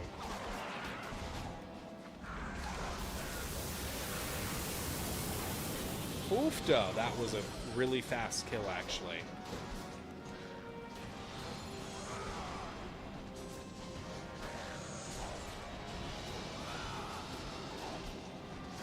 I forget, after playing for such a good bit, that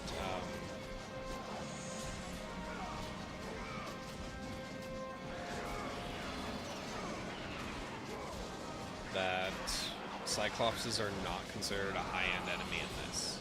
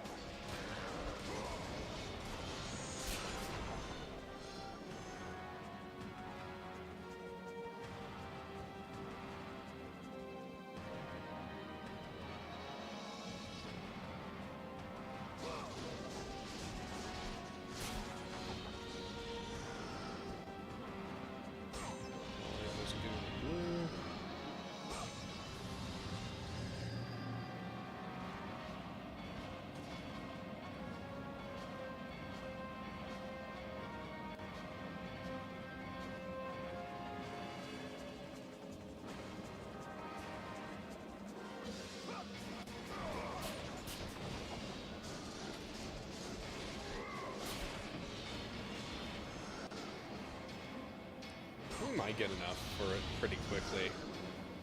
Because red chests late game are pretty overpowered. When we were back in Hades Temple, the red chests that were there weren't worth it because, oh man. Okay, well, back up we go. The red chests weren't worth it because they were only giving us 20 blood orbs, and I think they're intentionally bait out chest. So they intentionally will throw a chest down that kind of makes you think it's worth it, but it's just not. I'm gonna leave that. Actually, I have enough gear. I think they summon more enemies in once I break through the ground down there.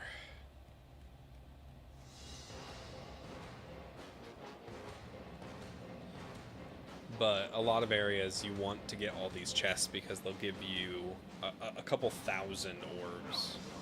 I think there's one more like massive area that's gonna have some pretty heavy amounts of chest. I think it's, well, okay, I know there's one more huge area.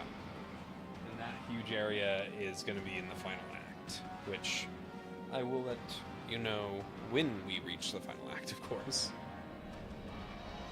Okay, I don't think there's anything else this needs to do besides... Or, well, actually, it could be worth it to...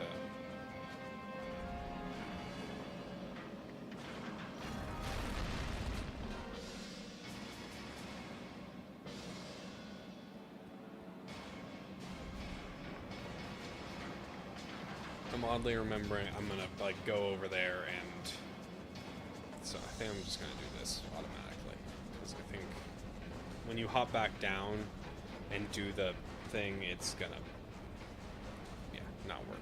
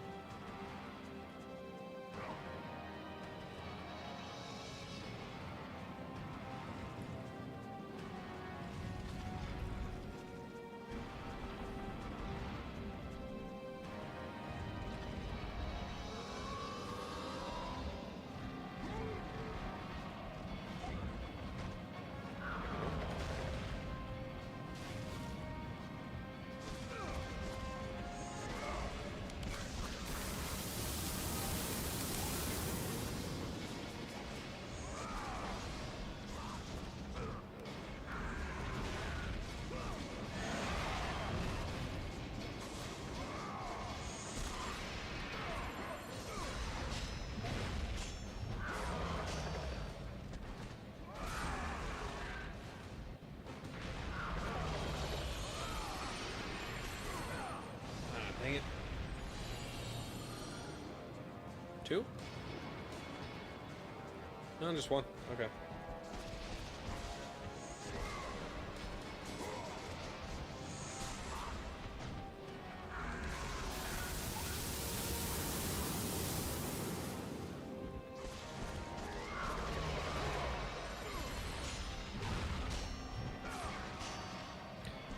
Also, doing the button sections for these guys is always worth it because they give you a lot more souls. Not souls. I have been playing too many different games at this point. If I remember correctly, the inner door does not open without this down there. Toss that down there. There we go. I'm pretty sure. Yep, there's the button. I need to go force that to properly close. Now we can use this too.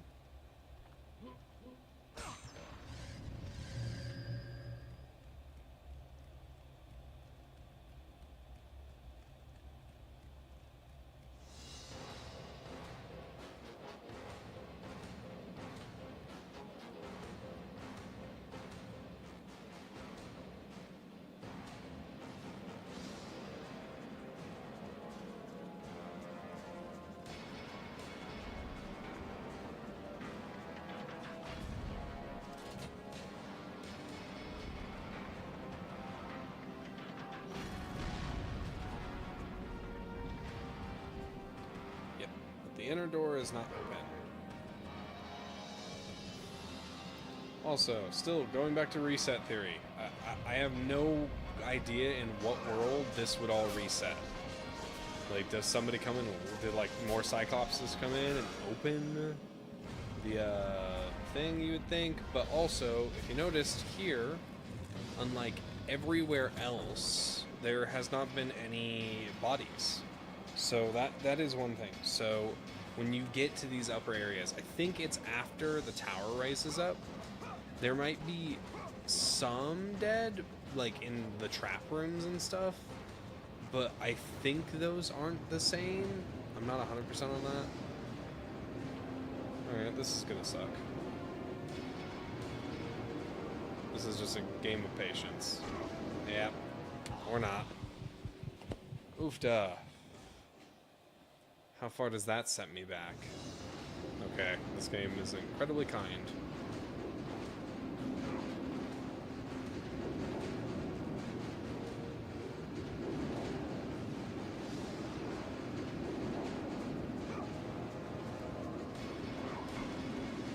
Woo!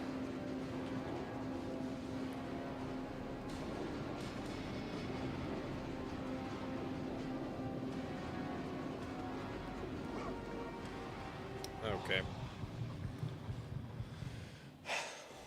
Once we get back across, it's not that bad.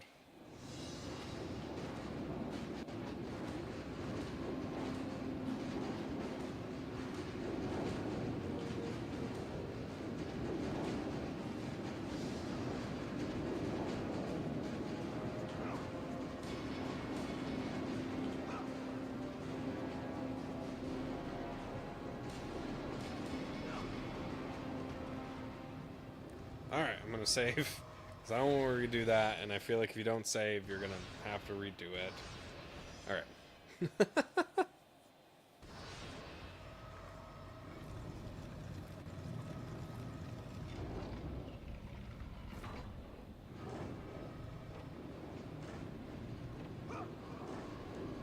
Alright, immediately dead. Yeah, see? If I didn't save, that would have sucked.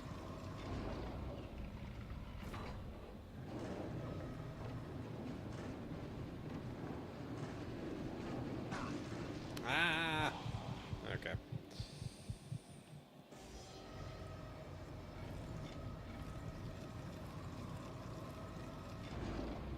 Come on.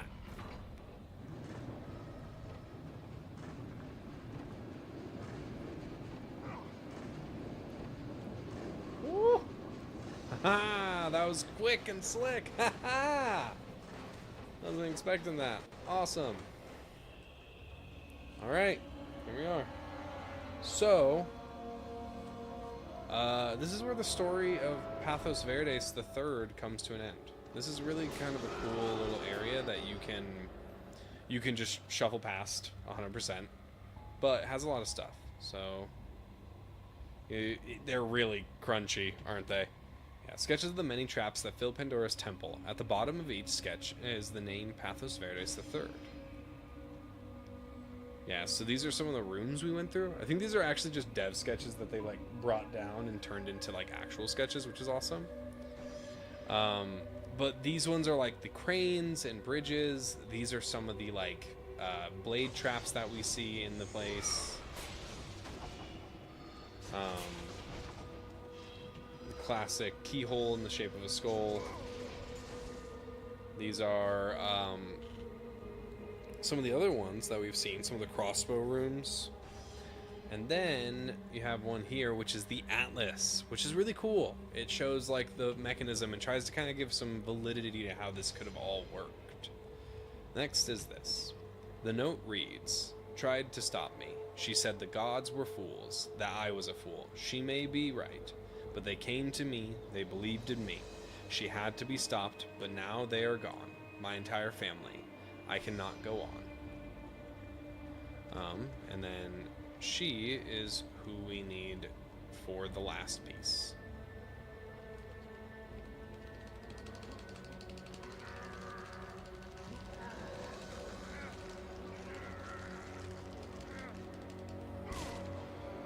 Yep. So Pathos Verdes the Third is kind of like another character we're going to see later on. And is also kind of like Archimedes and all these crazy inventors that made the labyrinth in Greek mythology and all these other crazy items in mystical locations. Pathos Verdes III was given basically cyclopses, creatures, monsters, everything he needed to be able to construct a place that could house the most dangerous weapon of the gods. Only one person was trusted to do it, and his family was brought along because he probably made it a part of the agreement that his family should be brought along.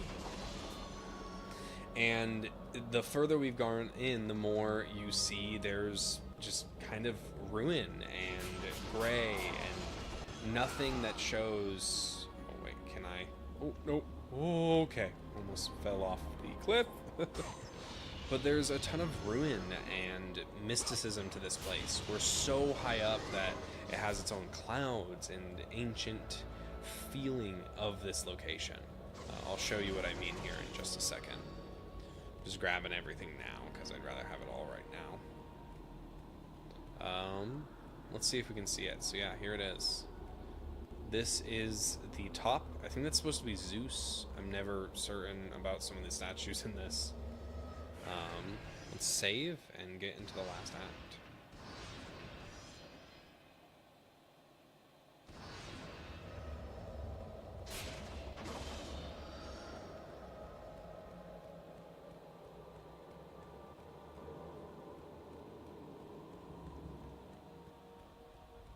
They use a lot of map paintings also. It's a very Star Wars nerdy thing to like, but I do like that they use map paintings to make these.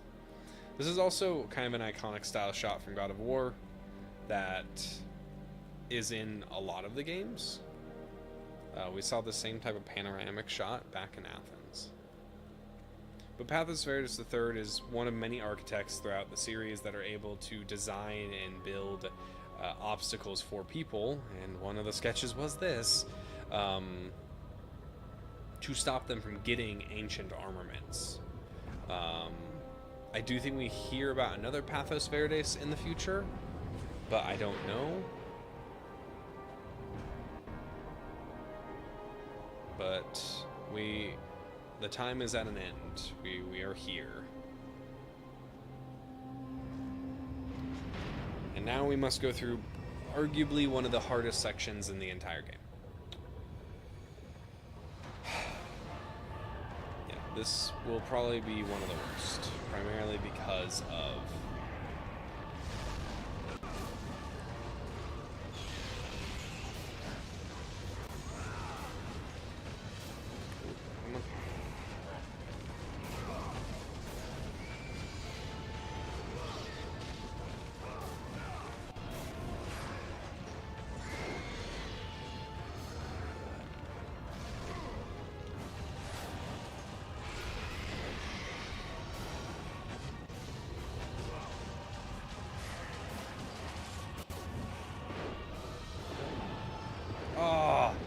yeah, That's another thing.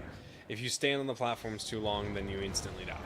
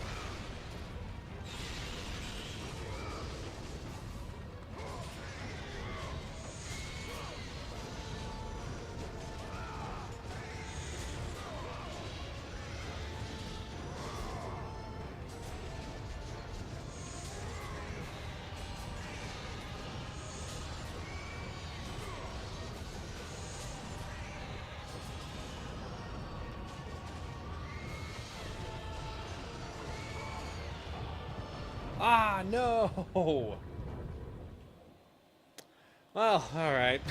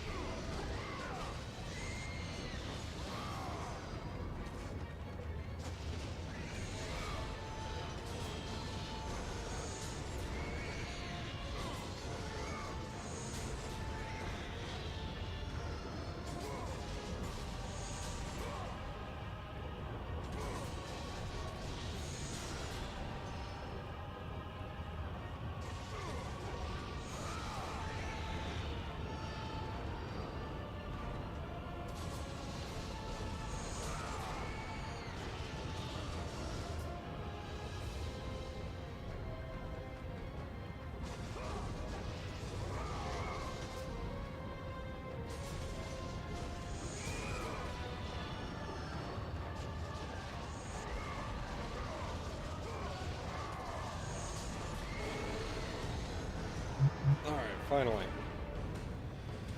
Sometimes just had to focus on that one.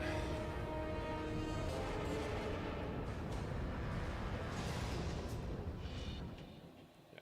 It is an image of man battling Zeus himself. It is an image of the future.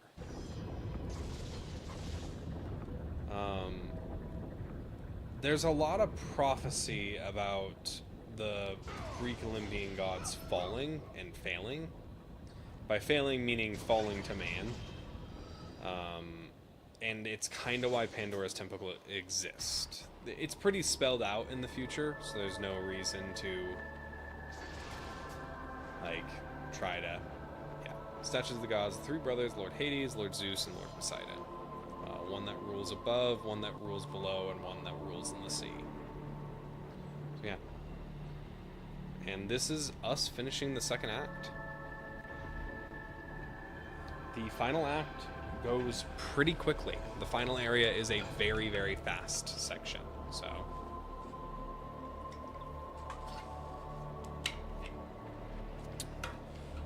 But we don't want to open Pandora's box here. Might seem a bit goofy, but we don't.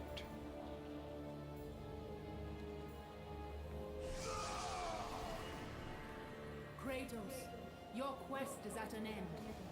You are the first mortal to ever reach Pandora's box. There is still time to save Athens. You must bring the box back to my city and use it to kill Ares. Return to Athens, Kratos. Return and save my city.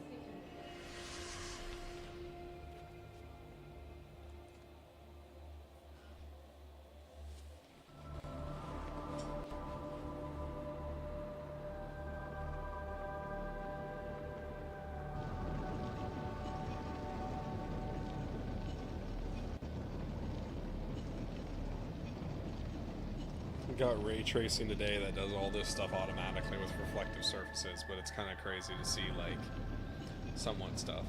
Oh, yeah. For anyone that's watching after, or if you remember the first couple of streams, this is a worshipping room that shows Athena. And we can see that that it kind of full circles. So above this worshipping room was the location all along. Which kind of is insight and wisdom on how, like, Athena plays an essential role into the world and the story. And it wasn't Archimedes I was trying to think of, it's Daedalus. So Daedalus is a very, very important figure in Greek mythology for his creation of things, and that is also another character that's very important for working on massive structures. In God of War 3, Daedalus makes the labyrinth, and I don't know if it is Daedalus' labyrinth in normal Greek mythology. I'd have to fresh up on that, but the Minotaur and all that is kind of an implication. So After 1,000 years, Pandora's box was at last freed of its confines. Kratos had found the means to destroy the god of war. Far away in Athens, Ares knew Kratos had succeeded in his quest. So, little Spartan, you've recovered Zeus's precious box, but you will not live long enough to see it opened. I will see to that. Goodbye, Spartan. You will rot in the depths of Hades for all eternity. As the life began to leave Kratos, his thoughts returned to that fateful night. Even in death, the memories, the visions would not fade. For how could he forget spilling the blood of his own family? A cruel trick orchestrated by the god of war. My wife, my child, how? They were left in Sparta. You are becoming all I'd hoped to be, Kratos. Now, with your wife and child dead, nothing will hold you back. You'll become even stronger. You will become death itself. But as the flames consumed the temple, Kratos realized his true enemy was the god who once saved his life. The same god who had now taken everything from him. From this night forward, the mark of your terrible deed will be visible to all. The ashes of your wife and child will remain fastened to your skin, never to be removed. And with that curse, all would know him for the beast he had become. His skin white with the ash of his dead family. The ghost of Sparta had been born. In the end, in death, he had failed. As the minions of Ares claimed Pandora's box, Kratos' life faded, and his cursed soul was cast into the fires of Hades. And Kratos fell into the underworld, the river Styx beckoning below, the currents strong enough to carry even the strongest mortal to his eternal resting place. But Kratos Welcome had to no Act intention 3. of resting yet. He intended to live, to return to Earth and complete his quest. Let go, fool! You won't drag me down to that cursed river! There is a task left for me above. I will see it completed. That is the boat captain from the beginning. This isn't the last we've seen of him. The river Styx is really high above, and we didn't see it, but limbs come out and take the full body and soul in Greek mythos, depending on what happens and where they go. So Elysium Fields is like a normal burial death, and etc. So welcome to Act 3. We are in Hades, the river Styx. And this section can be really good and really bad at the same time. But yeah, so I guess I kind of dropped the ball on that a little bit too early. But yep, Kratos sadly took the life of his own family. Like I said, it's a little bit wishy-washy how they ended up there exactly, because he didn't say how, but he did. Ares made sure that his family was there when he sent him to destroy that village. Which, if he just wouldn't have been so wrathful and serving of hate and to Ares, then still his family never would have been in the line of fire. A little bit of a sad situation, gone to horrible really easily, but yeah, so. Alright, so the goal is get as many echoes as possible, because our final boss, if it isn't obvious, is Ares. So we need to get as strong as possible for the final act. That lagged, okay.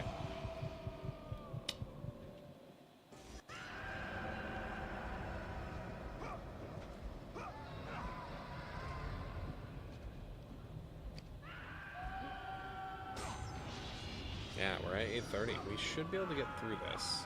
There's one section in this area that is arguably nightmarishly bad.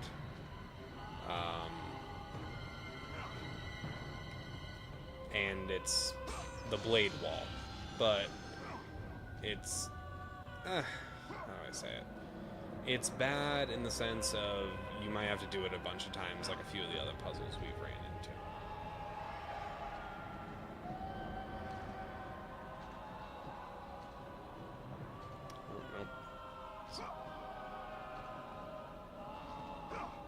And you're going to see me going for some of the chests. It'll take a little bit more time, but this section's very fast. There's like 4 or 5 main areas.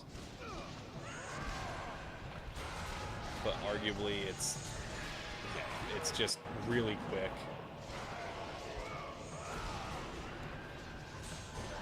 And then we get to see the Hades variants of a lot of these enemies. Nothing changed. They're just literally variants of them that are focused in the underworld. They do more damage, a little bit more aggressive at times.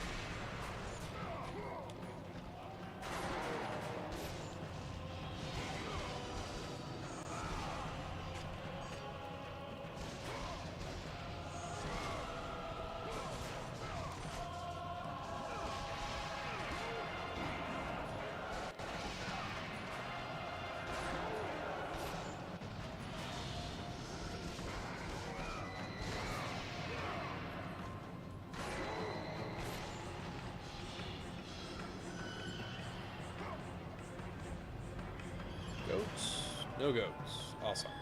Alright, so there's something over there. I can't jump those gaps, so I have to kind of work my way through this.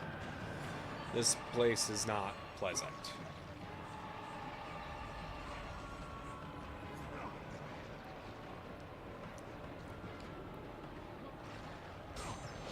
And they do have white chest here because you can get all the way to this point without having like enough stuff. Really shouldn't. I should probably fight them the way I'm supposed to. Ooh, jeez.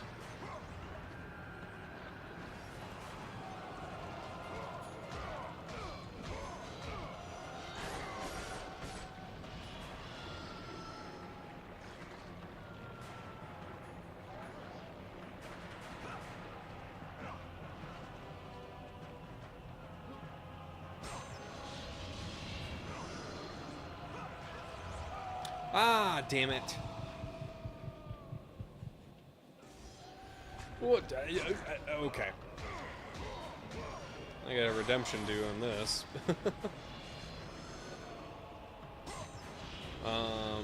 And then jumping on them sideways is probably a bad idea.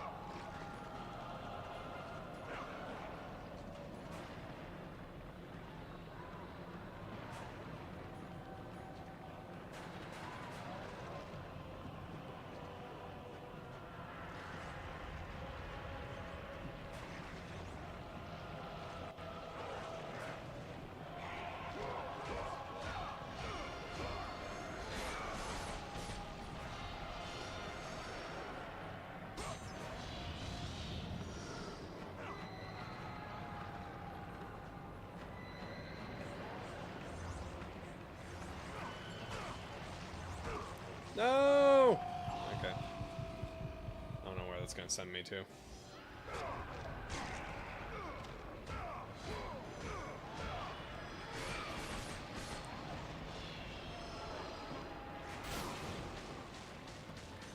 Come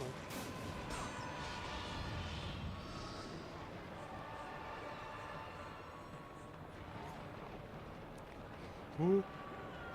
Oh.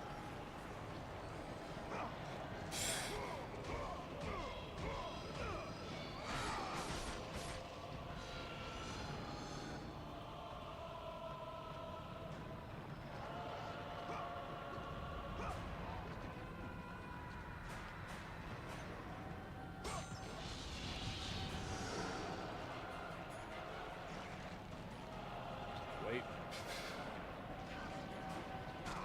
Ah, damn it. Probably best.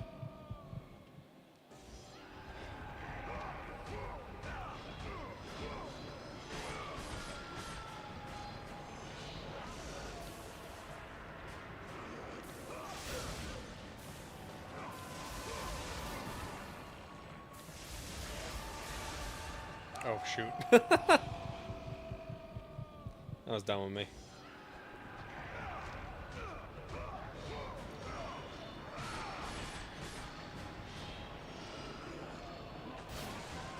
Really?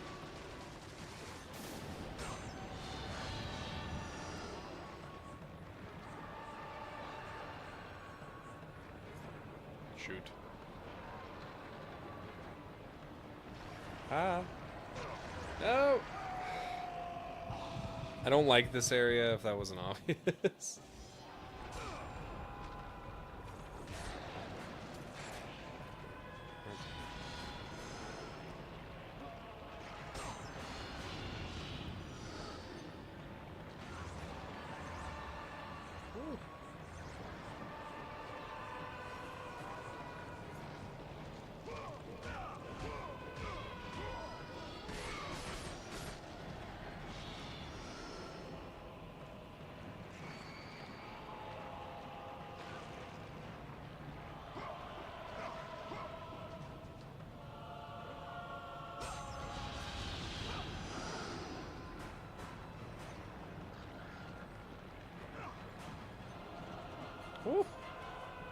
little close.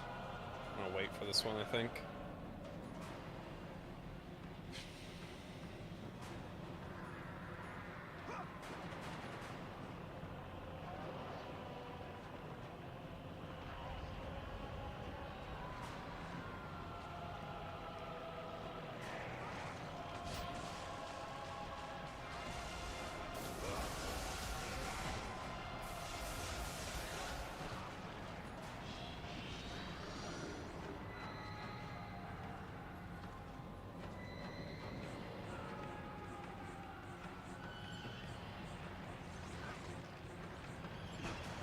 Ah, damn it.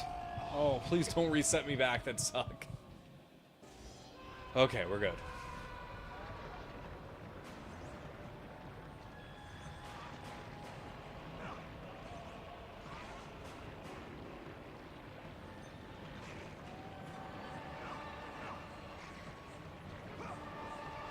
Okay.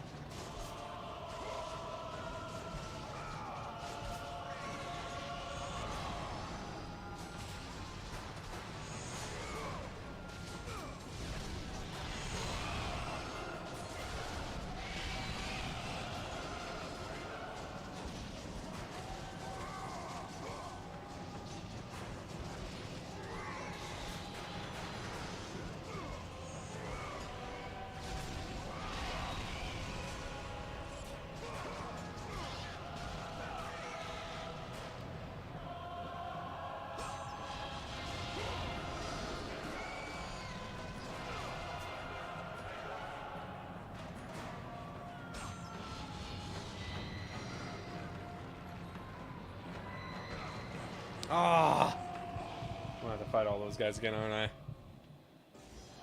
Ah!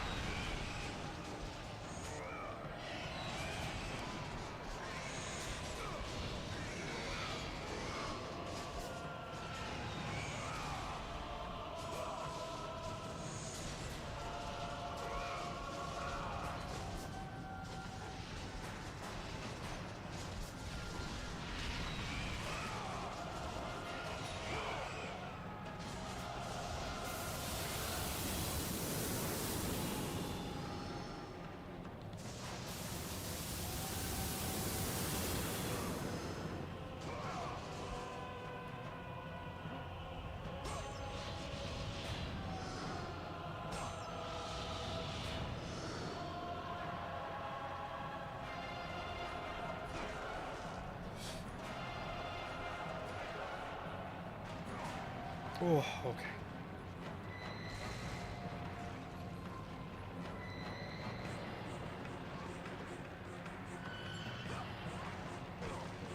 Damn it! No! Ah!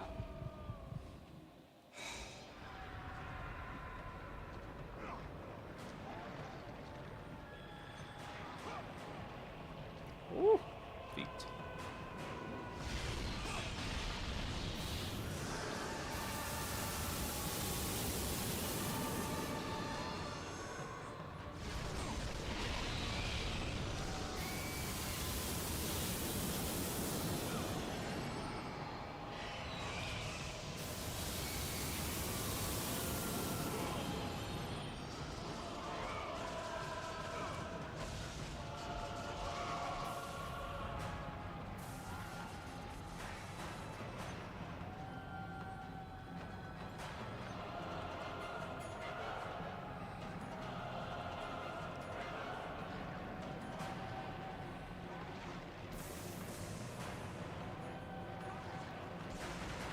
All right.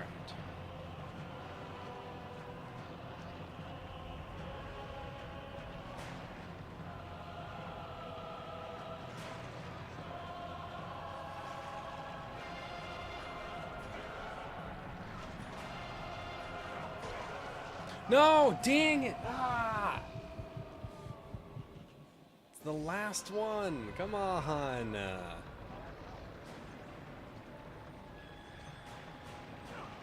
Ooh. Ooh. Okay.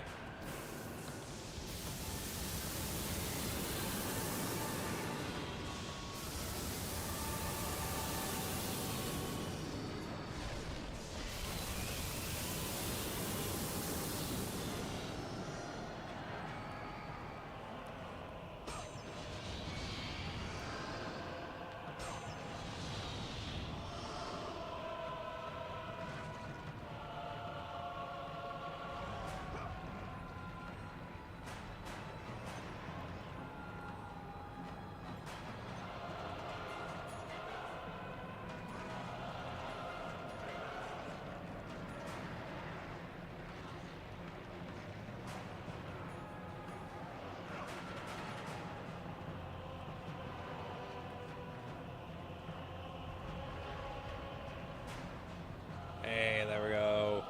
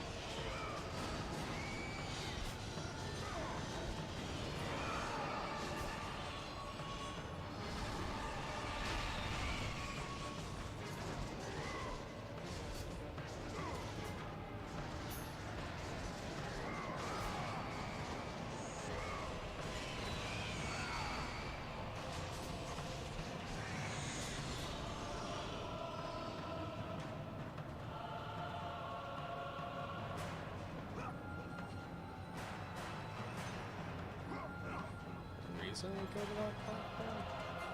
Oh, wait, I know exactly what's gonna happen. Is this ever gonna slow down? Bruh.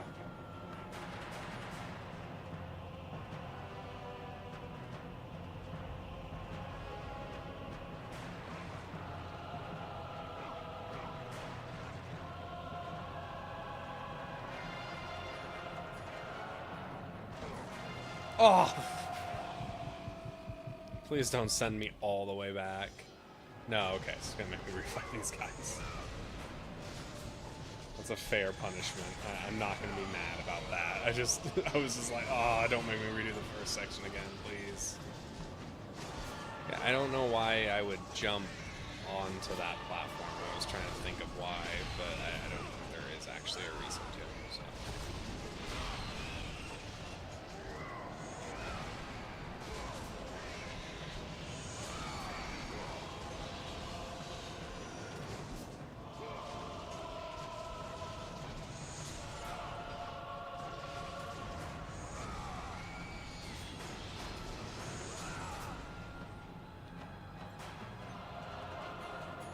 What do we have? Yeah, 11,000. I'm gonna do this because this is worthwhile to do no matter what. It's the maximum Hades. If we get another 17,500, then we can do the max level for the last of the game too. So don't see why that won't happen, but it might not. I don't know if I've gotten everything. You might need to kind of, on the harder difficulties, kind of max out how you collect. I believe this is the last level of Hades. Most powerful swords, yeah. I really haven't used it a ton. For saying it's my favorite power, I really, have not. Oh, don't! No! Ah! I should have done it after.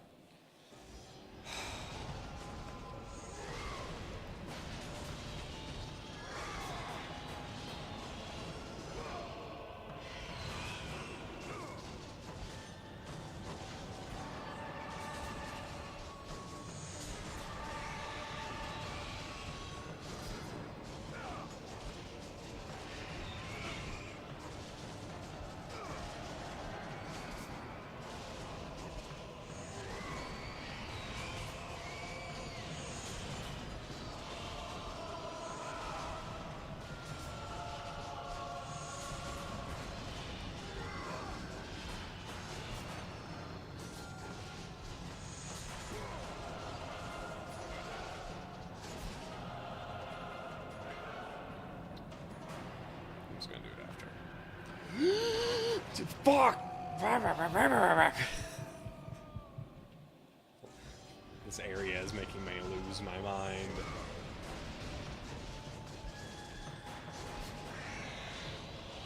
Wait, come on.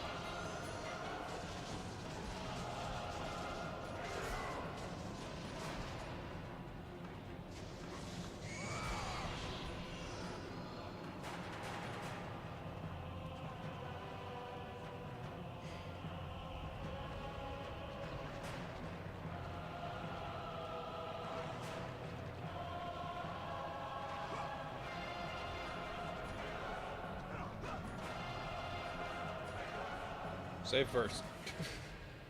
Wait, no. Let's... Okay, we can do this all over again. It's gonna take a second. This is also something the other games get better about. They start speeding it up way better ramp to your leveling. Not so great of ramp for right now, so.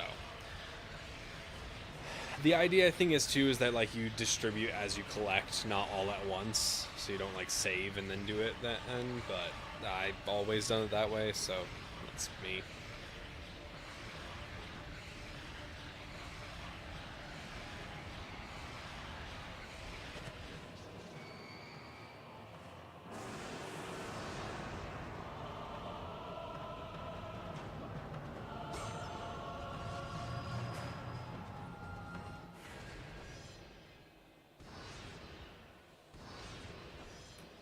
Alright, gonna take a quick save break.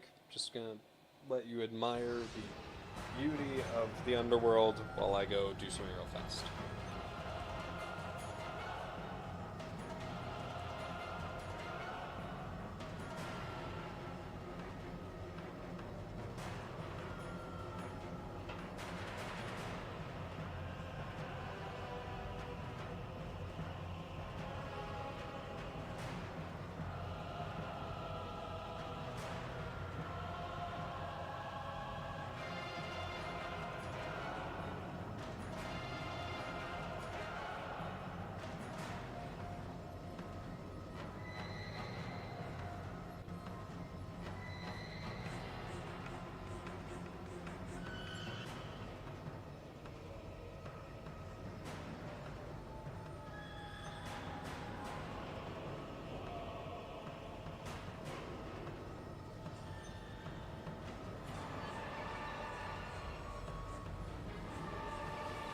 Alright, let's get through the second part of this. So this should be interesting.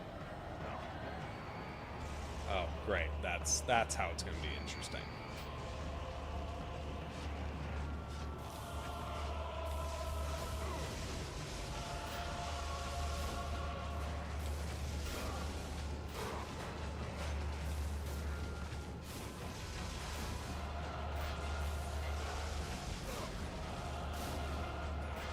Really?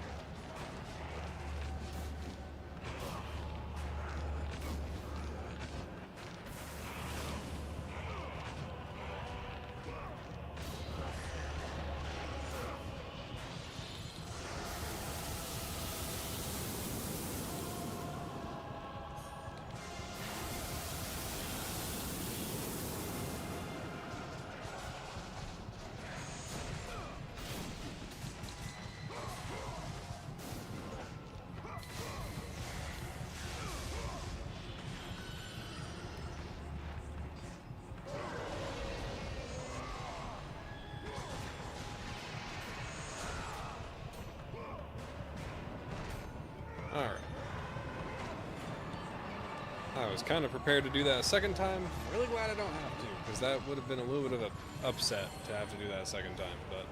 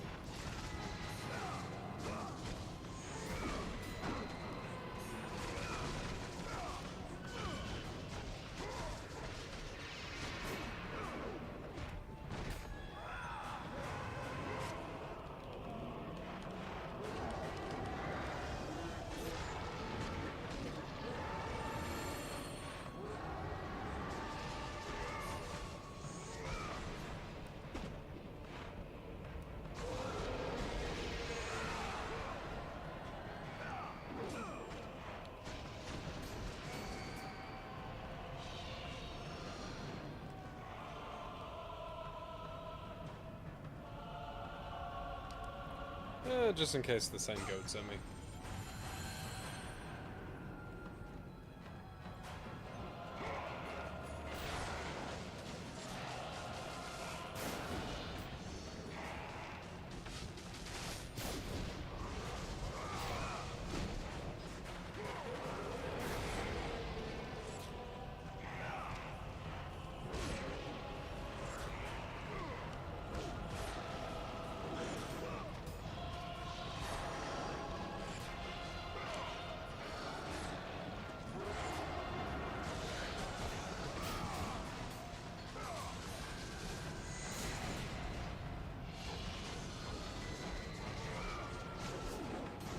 I think it's Blade Wall, and then it's gonna be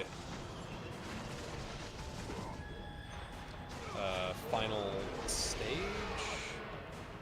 I cannot remember for the life of me right now.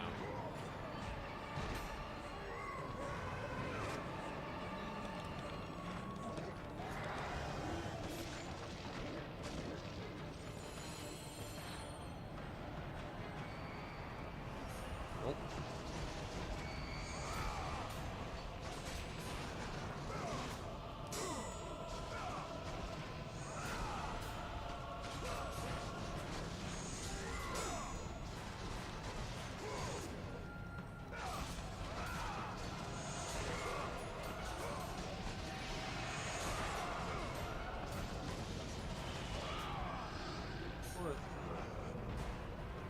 Okay. Cat was being goofy for a second there.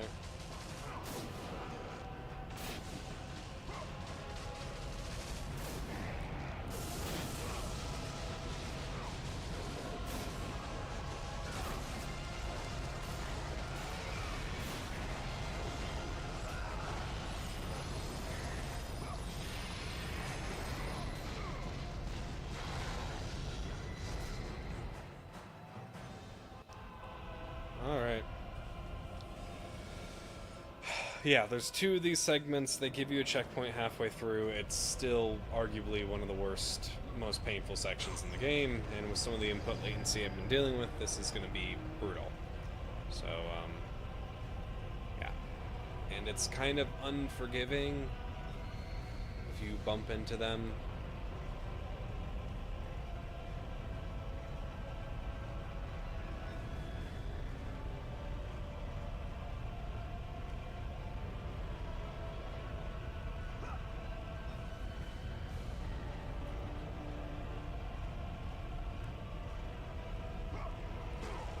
Yep, and all the way back down. I really need this input lag not to be kicking in while I'm doing this.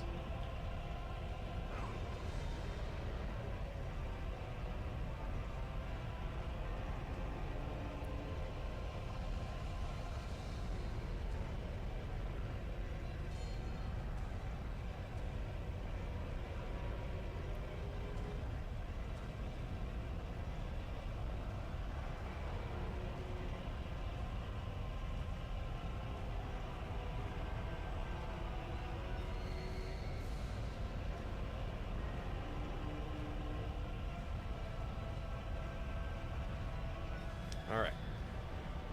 Walk far enough over. Okay, maybe not that far over.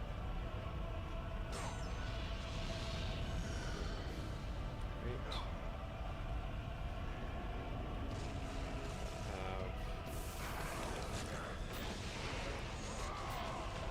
Come on. What are you doing?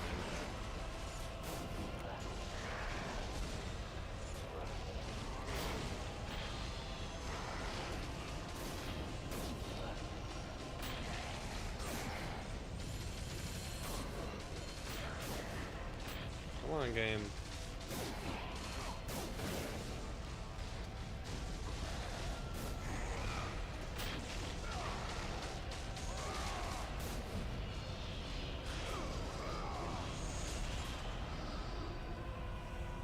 Alright, this one isn't as tall, if I remember correctly. It's just more annoying because it's way more aggressive with the blades.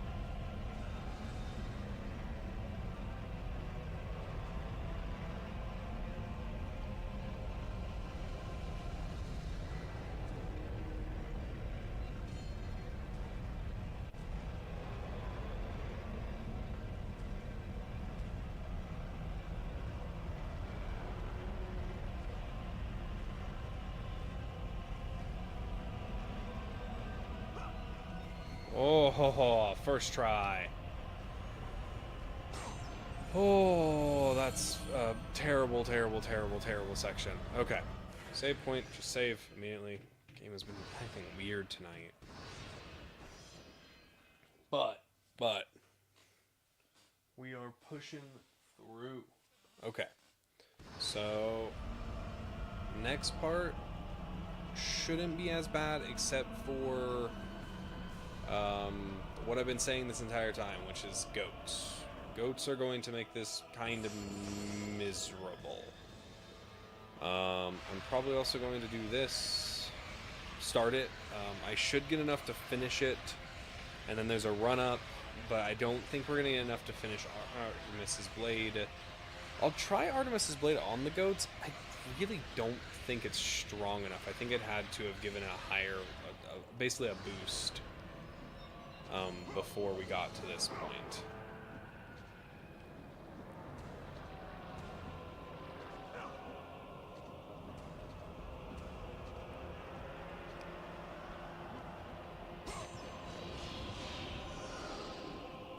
Small ones.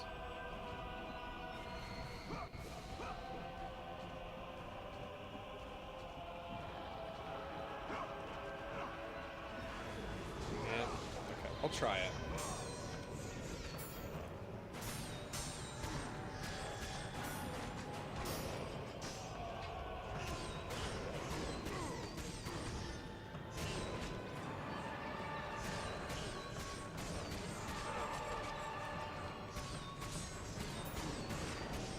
Just don't know, like, is it doing damage maybe? I'm not 100%.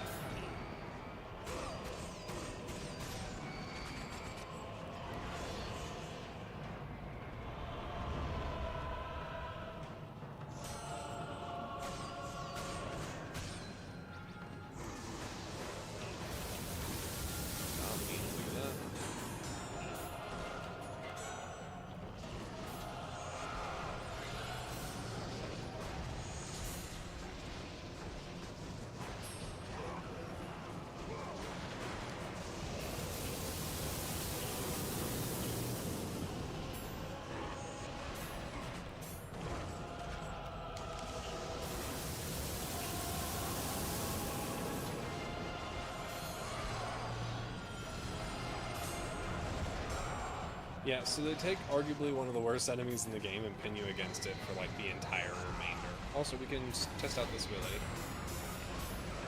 Yeah, this is why this is my favorite, is it just juggles these guys until they die, so... And almost one of them can do it by itself. It's really overpowered for the most part. Come on.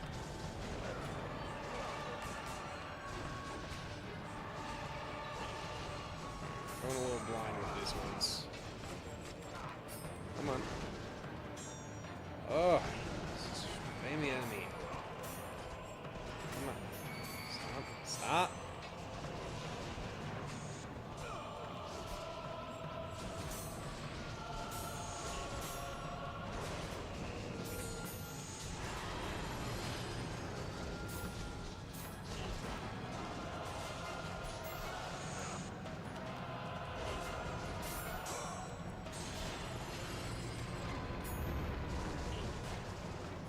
I think this is second to last, yeah.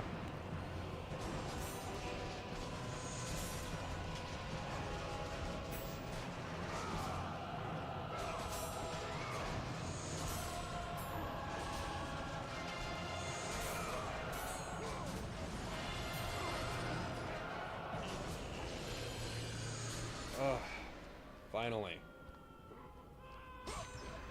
Oof, duh.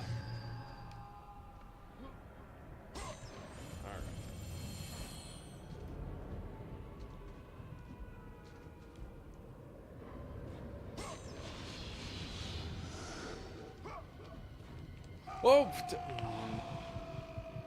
Oh, please be nice to me, game. Okay. That was a fumble if I've ever done one. Okay, I do think... Because this run-up is the end. I don't think there's anything else after this point. So So I do think we are going to the final boss after this. He's going to be a bit challenging. He may take over 45 minutes, or not including the run-up.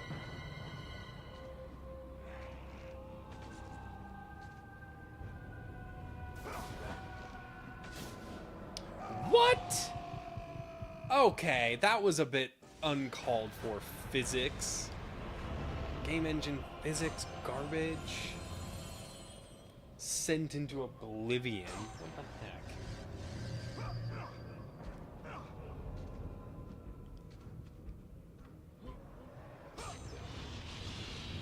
As a heads up also, for anybody watching the stream after the fact for the most part, if you have enjoyed watching it or having it in the background, I did want to ask, what would be some of your thoughts on...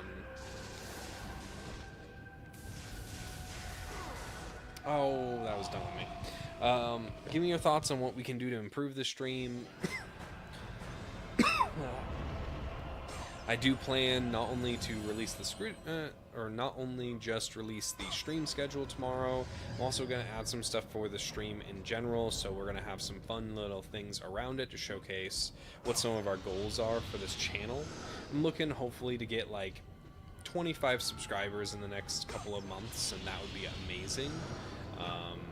And then if we go up from there, it's just only a win, you know? So it's just something small that we can work towards.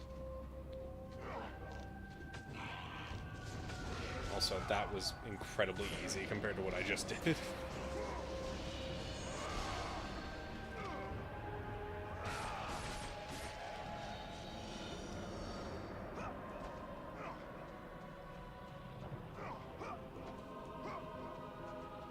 Pretty sure.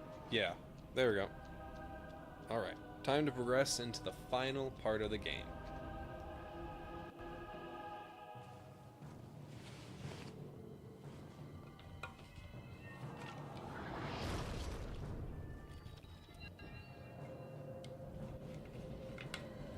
How peculiar. It's almost like somebody knew we'd be here. So before I continue, this is not the only Hades. So Hades isn't all this. This is the River Styx. The River Styx is a really painful, horrible river that everybody flows into, and it's all over the world. So once you have fallen and died in Hades, so your body's been reclaimed by the underworld, it starts to pull you through a kind of membrane, which is the overworld itself. And this is like the world that was mentioned earlier that's held up by Atlas. This is all an interconnected plane. And basically the River Styx is where you go first. It rips you of all your mortal layers if you're going to the more torturous parts of Hades. So, but you may remember this guy. Kratos, and not a moment too soon. I only finished digging just a moment ago. Who are you? Now that is an interesting question. But for now, you must hurry. Athens needs you. But how did you know I would? Athena isn't the only god keeping watch on you, Spartan. Complete your task, Kratos, and the gods will forgive your sins.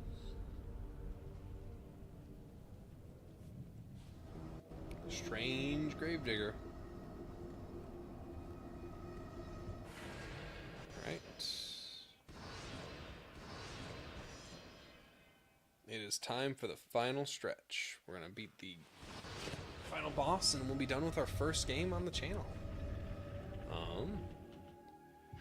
We do have enough for this. I had a feeling we wouldn't have enough for everything. Maybe we'll get enough in this final little path. If we do, that's awesome. We'll need quite a bit though, so... Gorgon Rage. Yep. Start putting it into it. I really doubt we're going to finish Artemis's Blade, but if we do, we have all maxed out gear, which is pretty cool if that happens. I'm going to check around real quick. I think the bridge is destroyed. Yes, it is. Yeah, so the path to the Oracle's Temple is kind of like the last remnants of Athens at this point. Athens has been leveled to the ground, and there's not a lot left.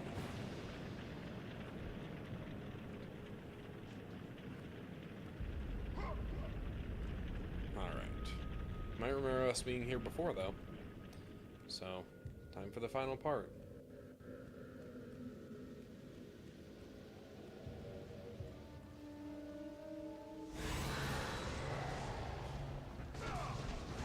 These guys.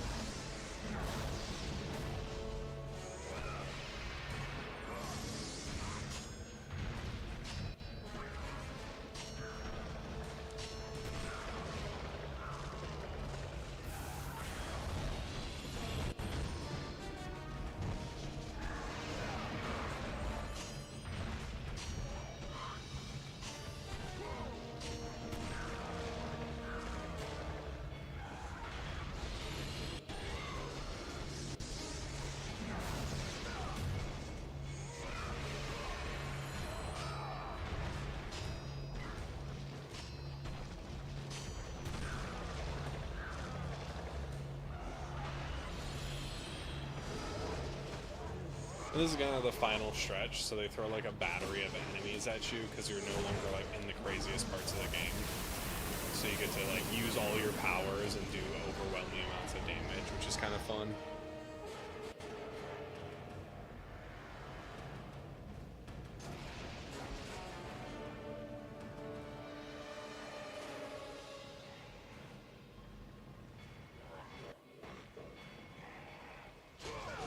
Oh, I've not seen him do so a bit.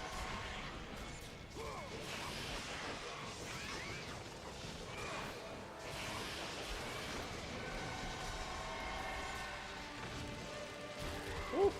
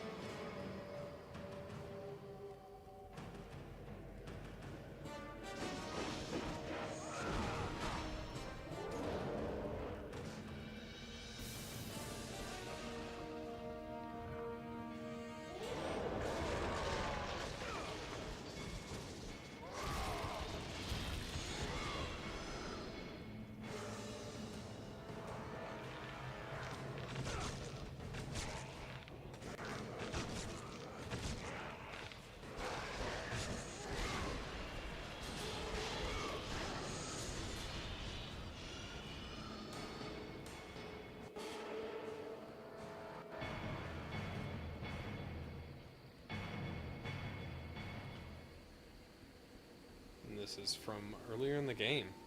That's something I liked about God of War in terms of this one. You do really feel like you come full circle and see like the midst of everything that's happened as you've gone through the game. You knew you were away for a long time, but this really cements how much damage has been done.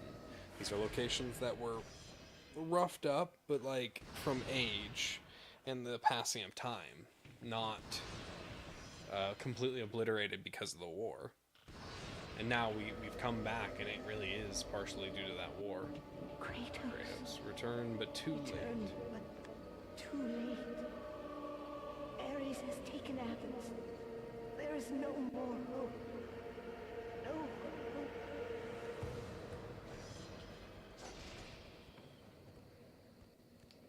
Let's see how much this gives us. Might be a lot, actually.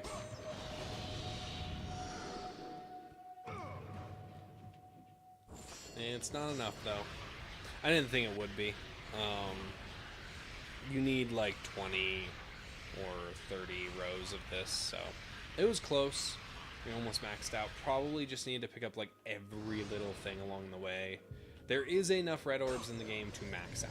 I do know that. Alright.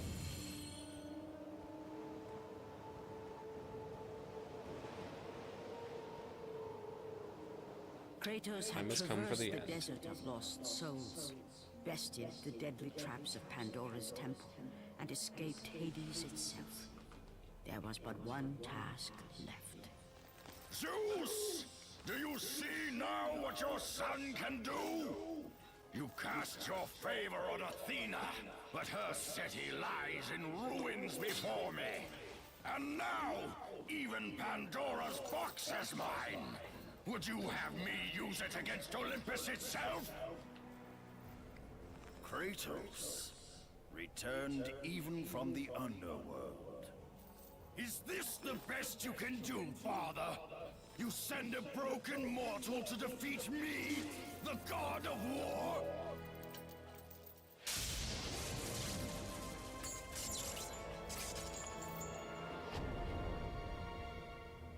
After thousands of years, Pandora's box was finally opened. The power of the gods unleashed.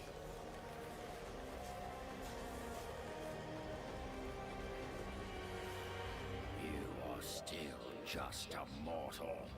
Every bit as weak as the day you begged me to save your life.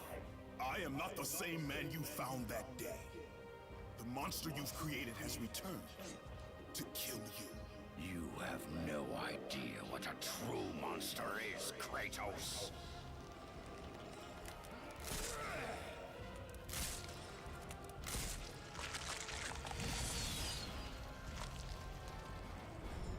I do know this is just a ton of blocking. Lesson is at hand. Prepare to join your family, Spartan.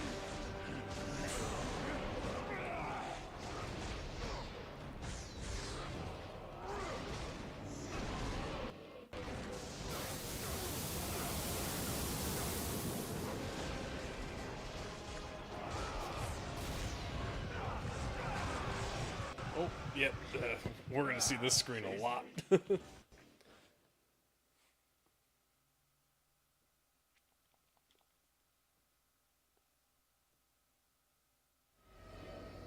Aw, it's going to load me back here every time?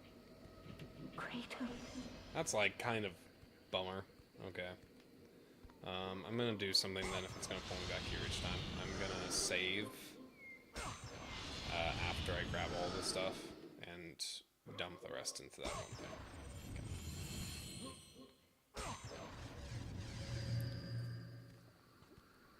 He's really aggressive, and he has several attacks that just blow past guard. So your better option is to be as mobile as you... Oh, wait.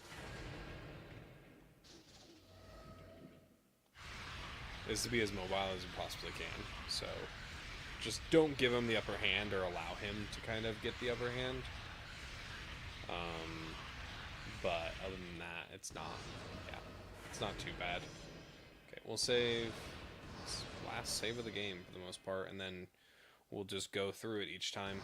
So hopefully we can do this in, preferably this next try. But I have not fought him in 3 years, so we're gonna see. Kratos. Prepare to join your family, Spartan.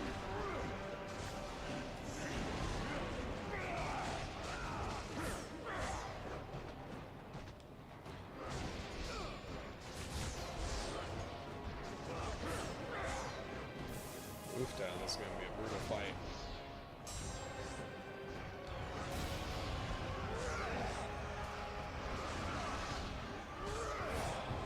Yep. And I think he has like 2 or 3 health bars. Or he has one really big one. I'll probably use this as soon as we start because he is going to take damage that I'm going to be able to get resources off of, so. He is the final Kratos boss, so had we're gonna, traversed the regardless desert. if we go over 30 minutes or something.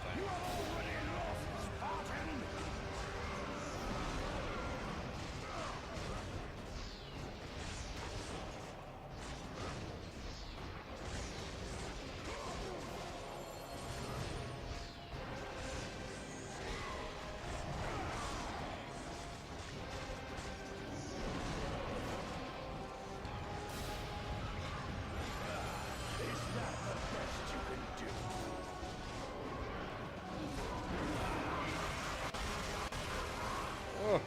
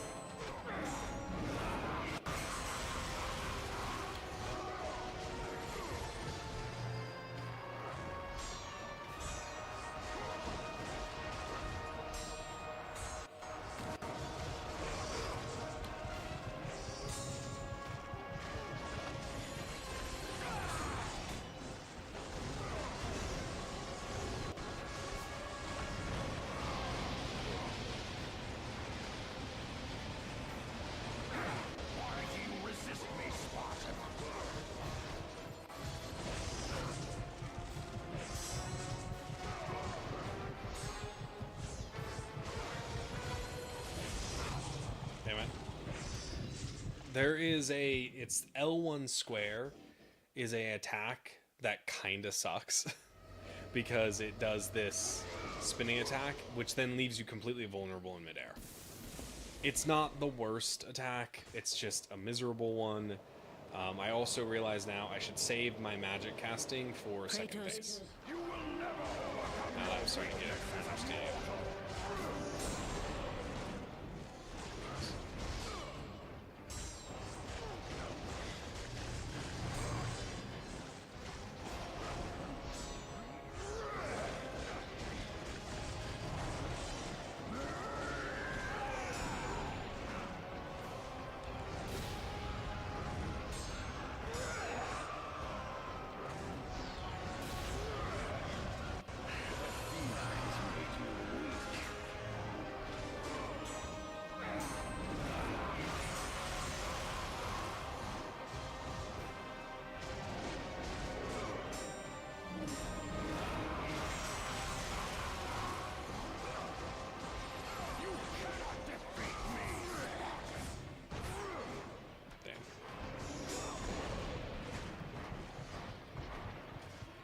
He swings the hammer, I really need to not get that hit. Yeah.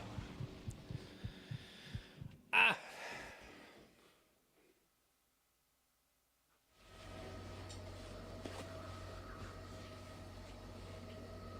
This fight is gonna suck, but that's okay.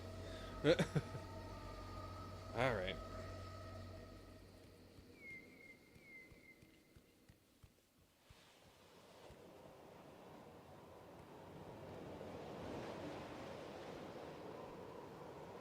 Kratos.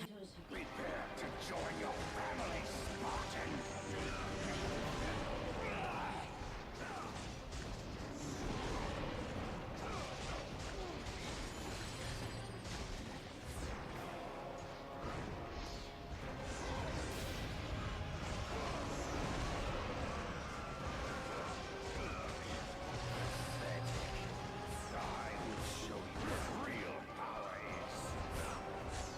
Come on. Don't lock me into a fucking corner, Ares. What the?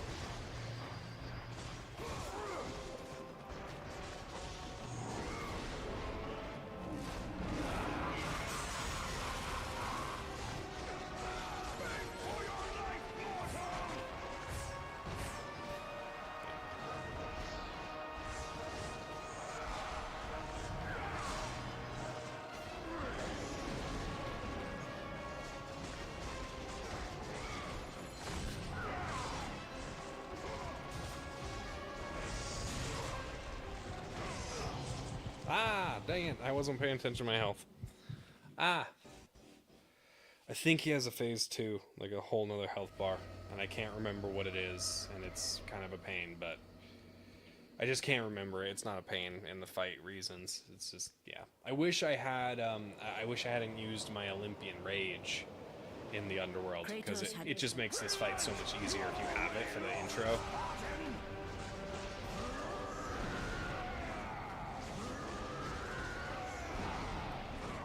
Oh, man.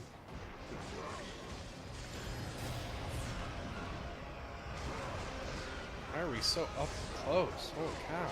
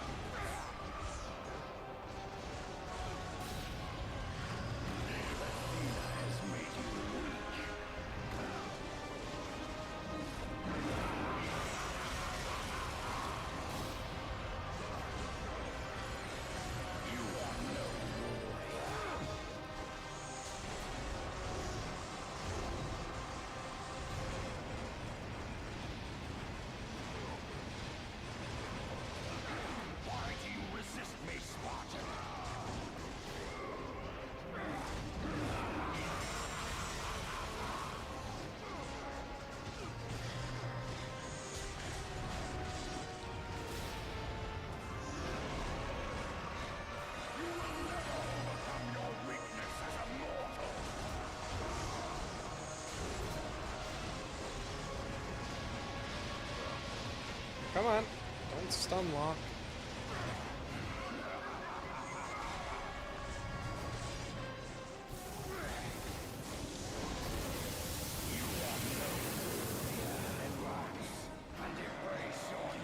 Ah, come on. Okay, great. Would you like to switch it? No. Get all the way to the end of the game and just be like, yeah, no, I can't do it. Just can't. I just almost did it. I forgot that the moment you grab him, you need to be spamming circle the entire time. It is the most weird thing, and I actually didn't have him insta-kick me, though.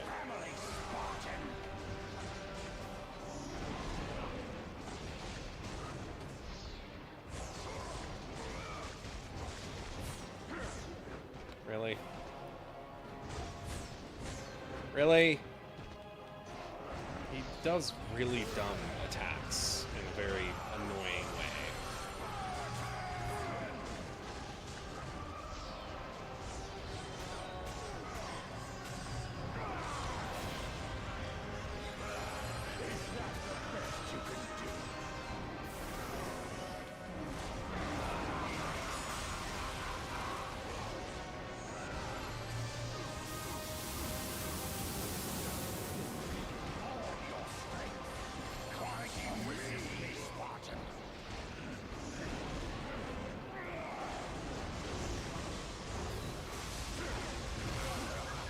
Oh.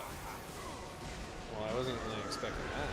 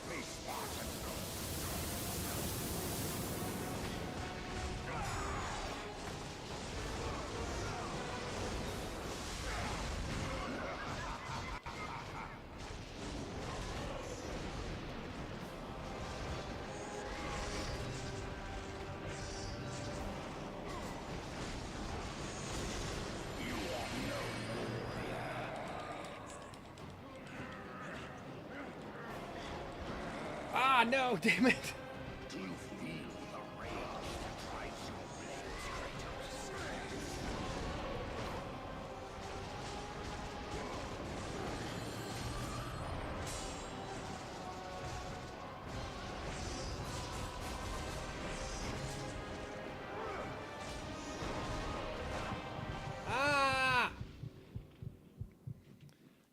does very BS moves as his counterattacks. Gosh, modern movesets are so much better than old ones. No matter how angry anybody can ever get at, like, I don't even know a good example, the Elden Beast, or Kratos had traversed Ganon the desert of and the lost new Tears of the souls, Kingdom, or bested any the of the deadly major attacks of leagues. You just, it's still so much better than spammy attacks. They just are garbage, and they do massive damage, and you're punished, but you have no way to, like, I'm not even, here, just kill me. I'm not fighting this one. Okay. It's just very campy and spammy and garbage attacks. The AI was not good. It wasn't like, oh, you're this close, so use this move, and it didn't have, like, I don't know, like 360-degree and another, like, 180 vertical Kratos. tile setting, move setting, etc. setting, blah, blah, blah. It was like, oh, this guy's close, do big attack. Yeah, I was gonna say, that's like the most useless.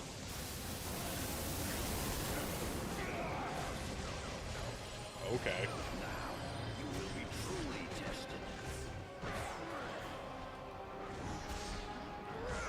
Again, backing me into a corner, dude.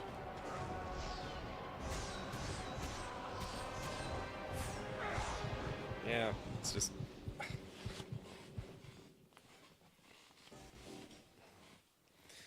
Yeah, so when I played this on God mode and fought him, I had to look up a guide. There is a campier way you can do it, which is partially what you do, even not campy. Like, there's no way to get really healing in that fight, so it's just a lot of grinding out and...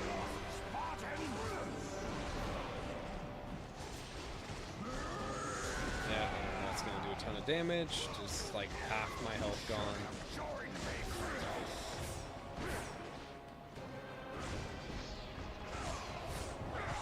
And dead. Okay. Like I said, 45 minutes without the run-up, so we'll go over. This fight is brutal. Makes me slightly glad that it worked out that I didn't have to play it in the hardest difficulty again. It's not something I want to do anytime soon. Also, it sets the rest of the games up not to be played in the hardest difficulties. Hardest difficulties, because those ones are much worse and are very unforgiving in ways that are hard to describe.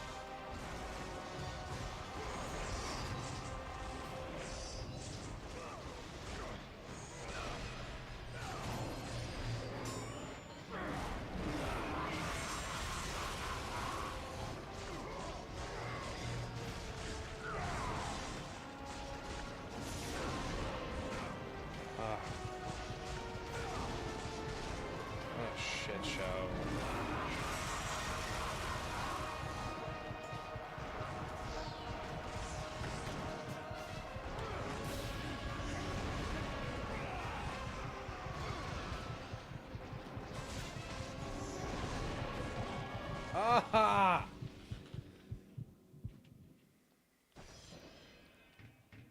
Oh, why would I switch to easy at this point? Gosh, that is a setting that is annoying in older games. Almost every game that was before 2010 had a thing like that, where it asks you, oh, it seems too hard for you. You want to wussy out as I'm like at the final boss. Obviously, I do not.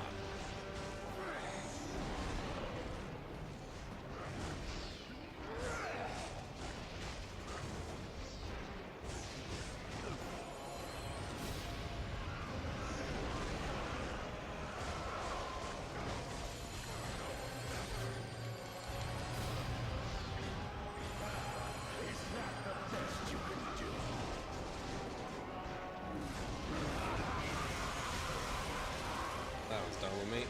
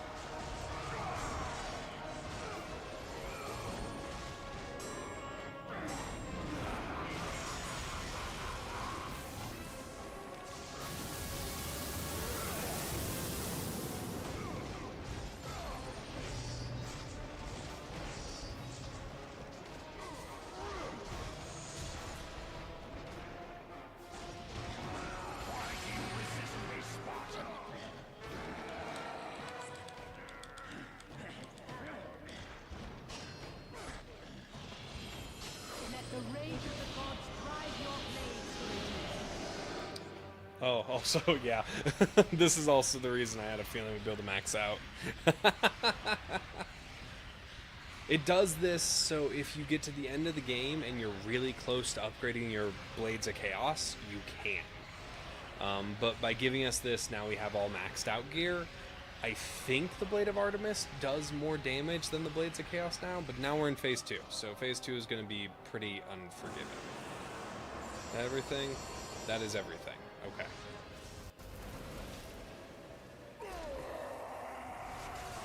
Yeah, he starts to warp and turn more monstrous, because he has very insane powers. He is... yeah. This section sucks. Ways to kill mortal Kratos. Flesh that burns, bones that break. But to break a man's spirit is to truly destroy him. Yeah, this part's hard, and it was hard. Recognize this place, Spartan. The location of your greatest failure. Perhaps there is a chance you can undo the deeds of the past. The nightmares that had haunted Kratos for the past 10 years had now taken form and substance. His past stood before him.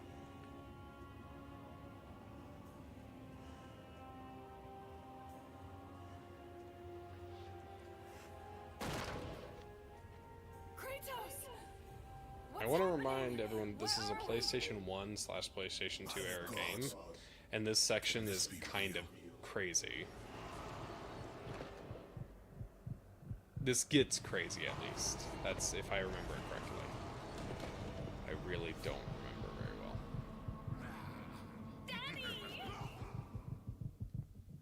Ares! There is nothing you can put in my way to stop me. I will save my family.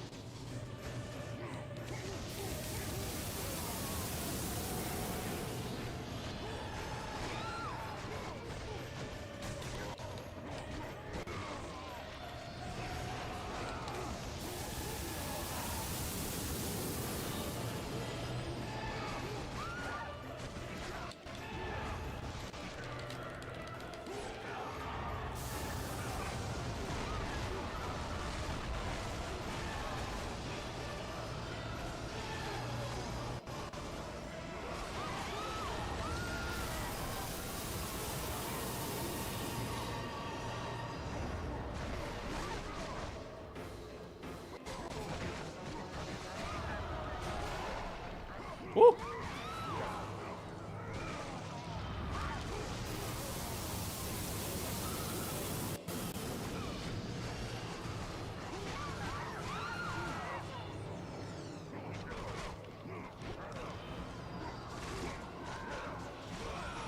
Ah, no!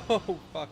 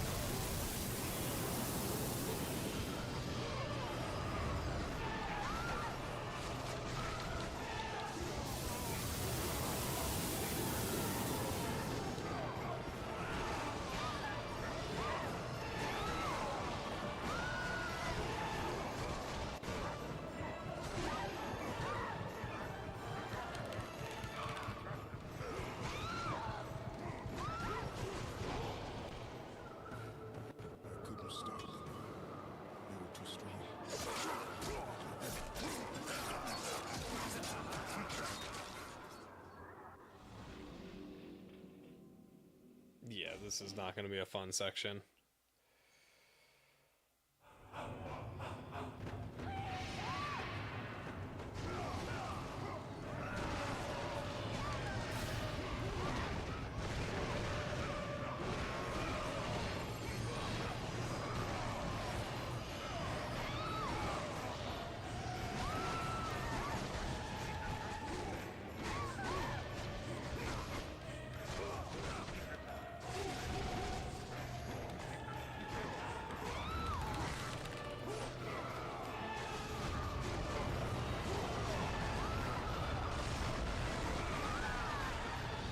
Man.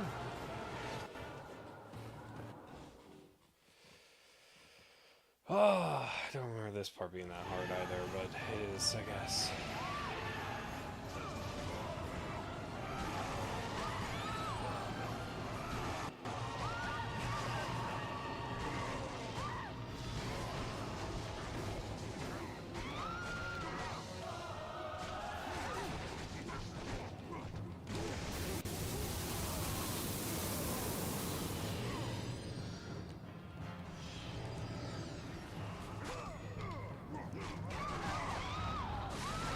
Come on.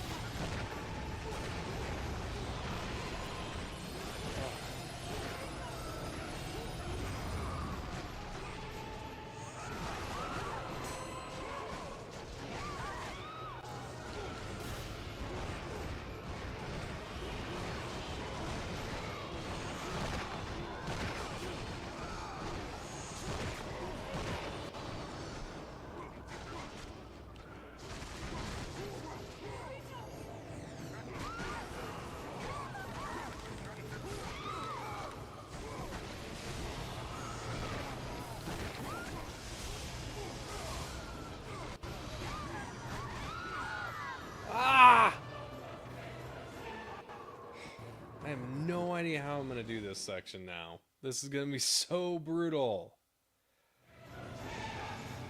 I can just... it's possible. It's just agonizing.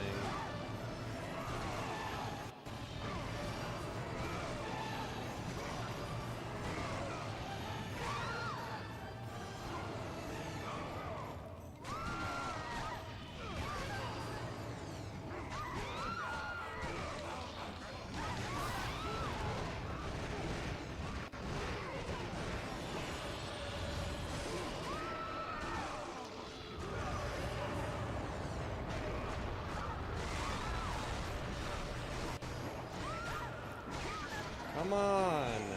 Gosh, why is there stun locking in this game?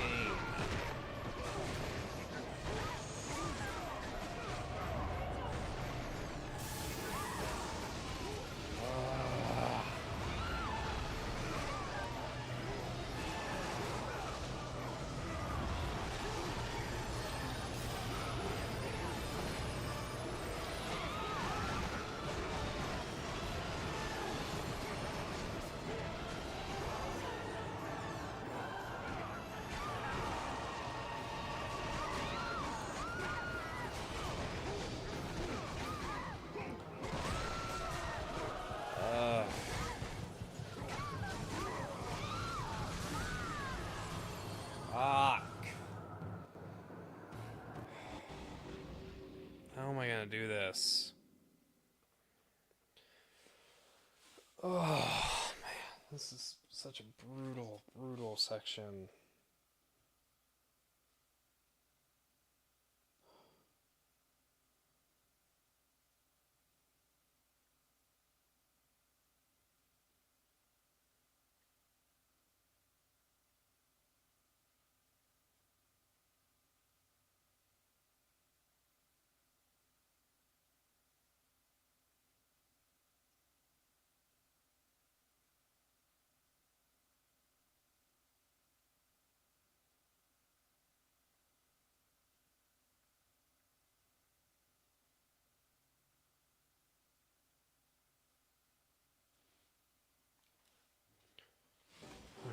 Start again.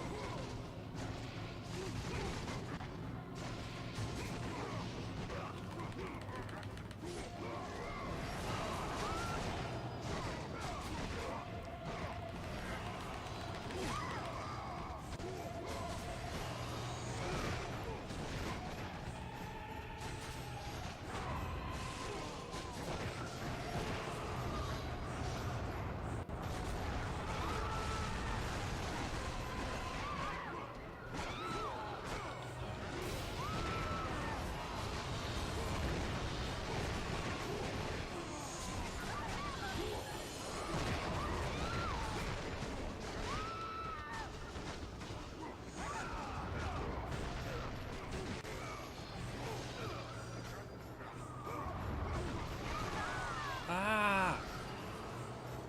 Come on.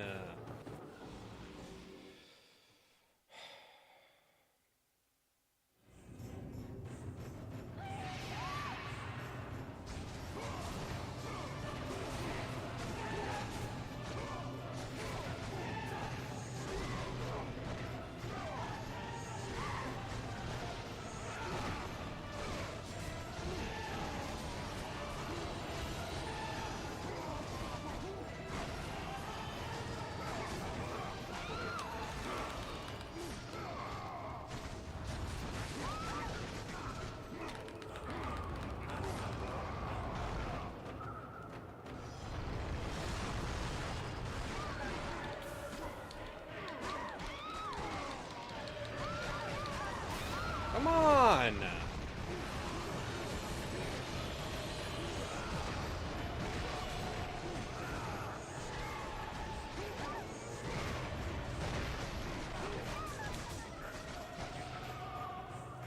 Oh, this thing happened. Yeah, I was gonna say. Oh, this part of the game sucks. Don't entirely know how I did this on God mode now.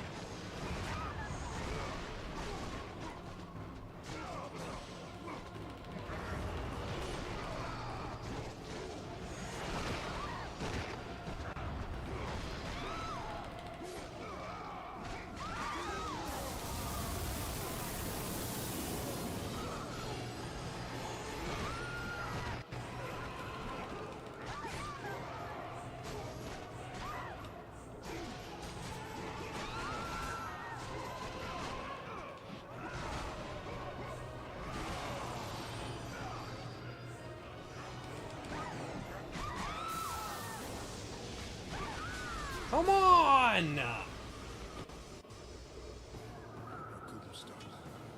Wow.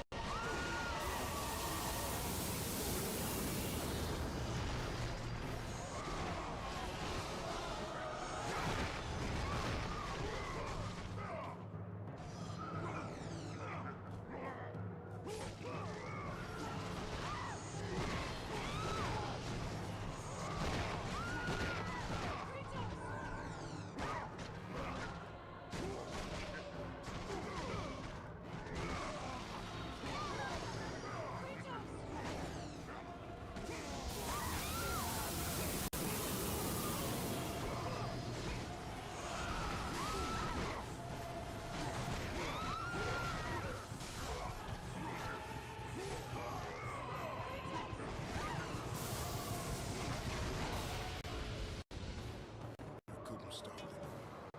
They were too strong.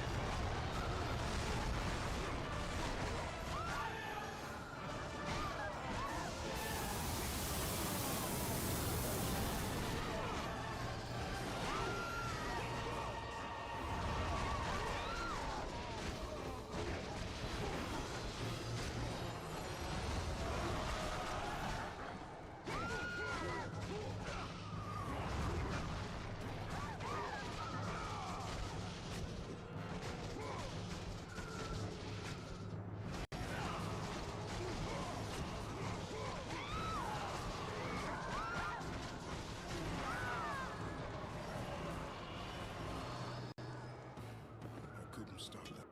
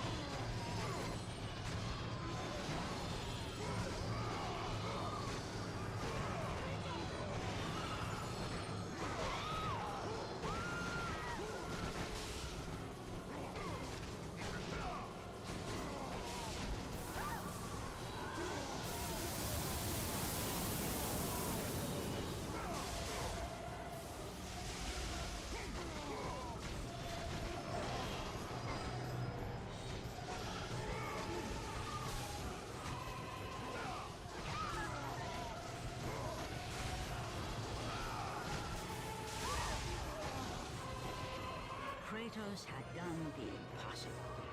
He had saved his family. Kratos, please take us home. Do you see, God of War? You took them once, but you'll never have them again. You cannot save them, Kratos. You gave them up in your quest for ultimate power.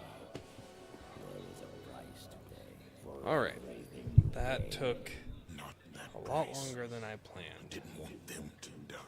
No price is too high for what I offered. And you rejected me. A god! Now, you will have no power, no magic. All that is left for you is death! Oh, not again. You should have joined me, Kratos. You should have been stronger. By the gods.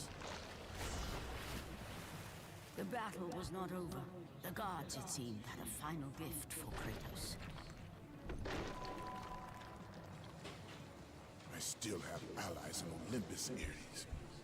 Now, you will see how strong I am.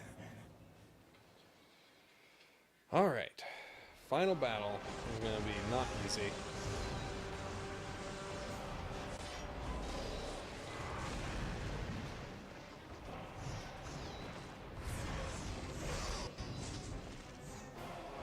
Probably gonna lose this.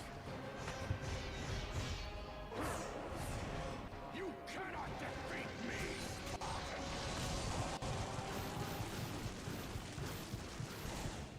All right, that's fine.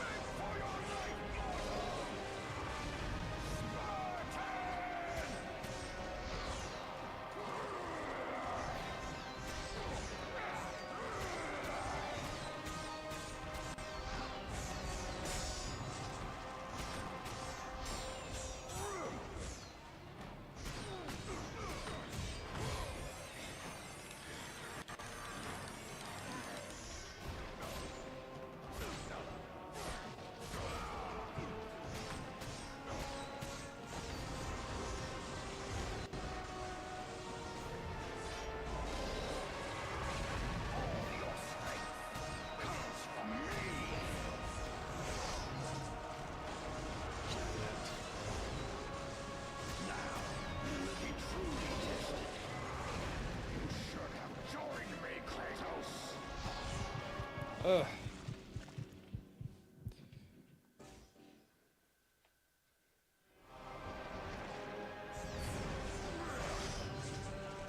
Blocked. Come on.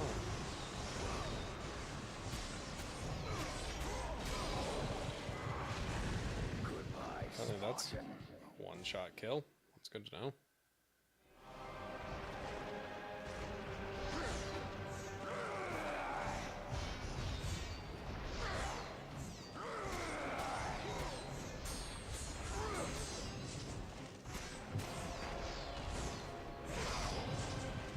I blocked. Oh, I want to be done with the final boss of this. This fight is not very well balanced.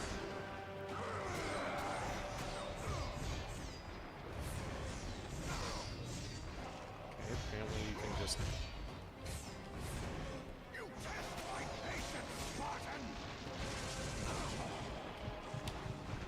Okay.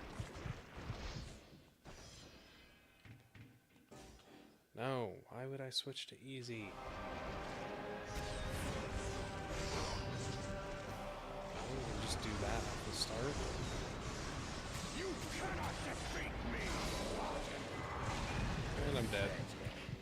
I will show you.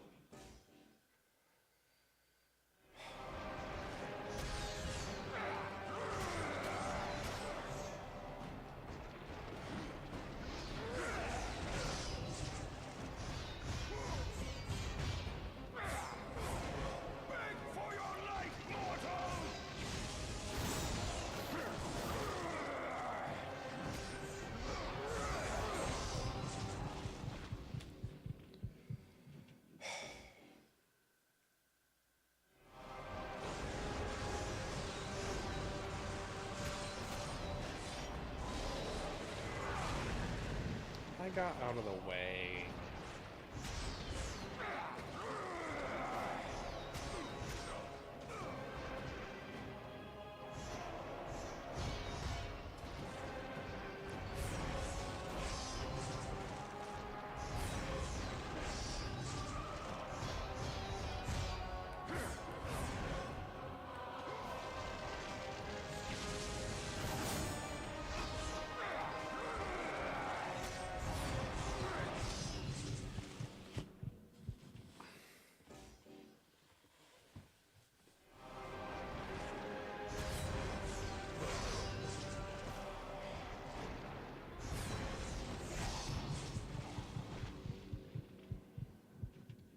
Ugh.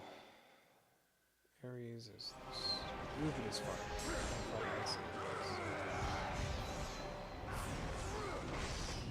Can't block that. It's good to know.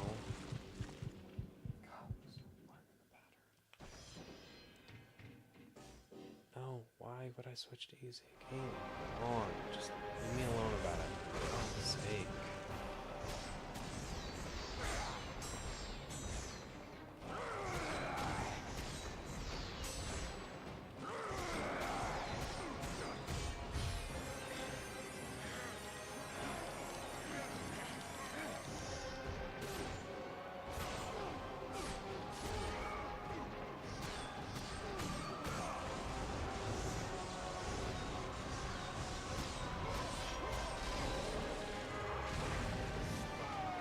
Damn it!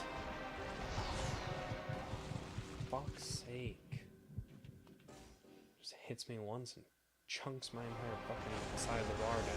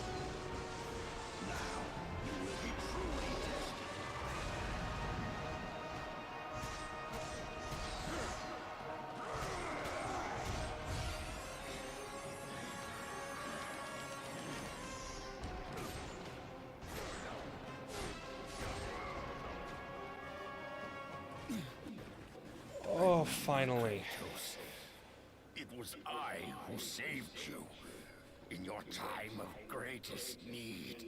I haven't forgotten, Ares. I remember how you saved me. That night, I was trying to make you a great warrior. You succeeded.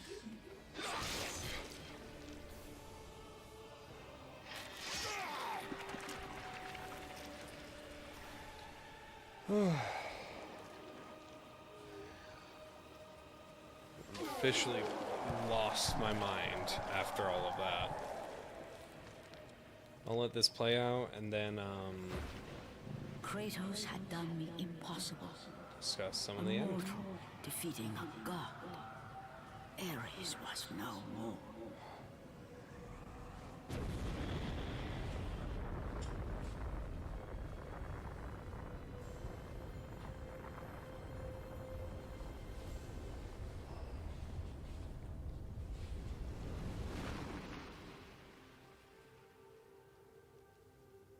The city had been saved and would thrive again.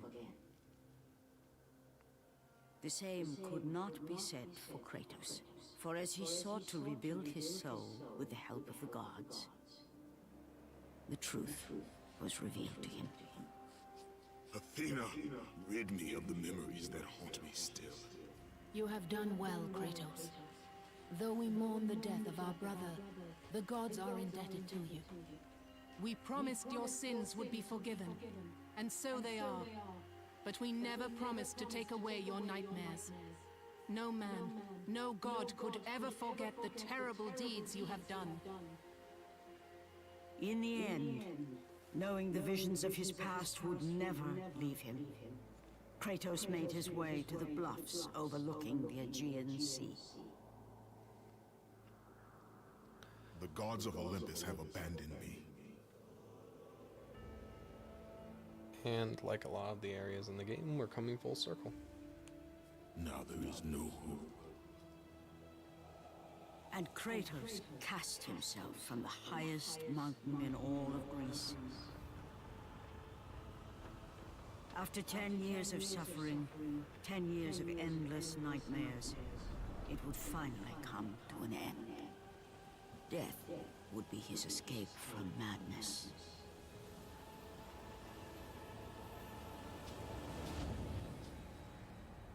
The fate of Kratos was not as it seemed. The gods had other plans.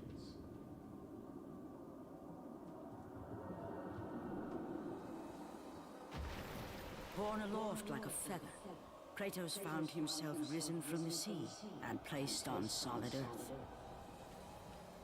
You will not die this day, Kratos.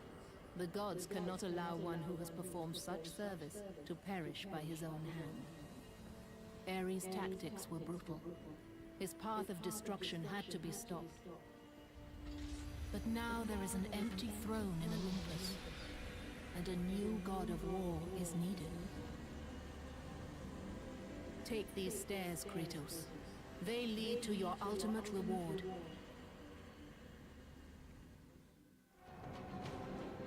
Yep, Athena's blades. So, yeah, while your demons still haunt you, the gods have decreed you will not die this day. So this is the cliff from the very beginning, cinematic, that Kratos leapt from. And it's kind of all been tied from the very beginning. The blade that's down there that we used to defeat Ares. And even this gateway that kind of symbolically was just strangely here. Your battles are at an end, Kratos. Your journey. Yeah, journey is over. So we can enter Mount Olympus as it is now. Mount Olympus doesn't look the same later on, but first game, some things are going to change. And there's a little bit of an ending here that's a bit weird. And in that same vein, that ending that's a little bit weird is kind of related to something kind of unique. But that won't be until way later.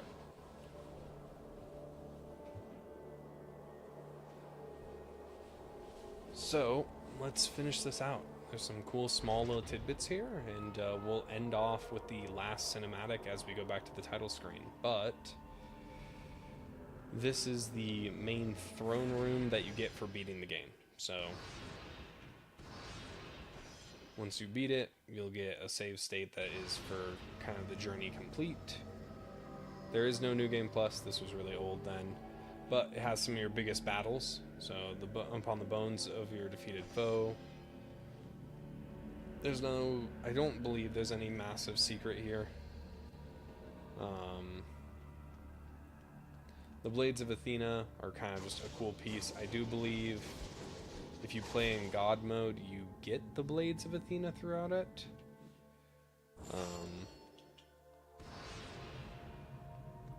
Yep. Finally free of your servitude to the Insane War God.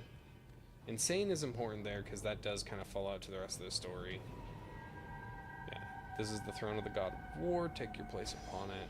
And then even the Hydra from the very beginning is here. So, let's take a seat.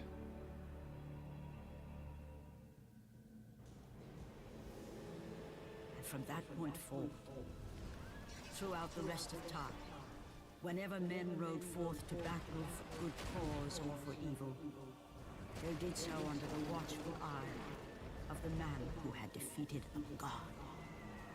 They were driven forward by Kratos, The mortal who had become the new god of war.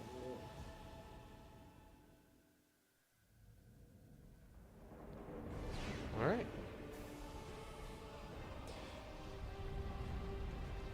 So, oh, well, that's also, yeah. Now it's in God mode. If you beat it in God mode, you get a unique ending, which isn't like a secret ending. It's just, it represents like the crew thanking you for spending the time to take the greatest challenge. So yeah, this is kind of the end. We're gonna let it run the credits for now. That was God of War 1. So the next one won't be God of War 2. We'll wait a little bit before we hop onto that one. That is my favorite, but I'd rather wait a little bit for us on that one. There's no reason to rush into it. For those that stuck around, as well as that participated in any of the chat, thank you so much. Please leave comments if you're watching this after the fact.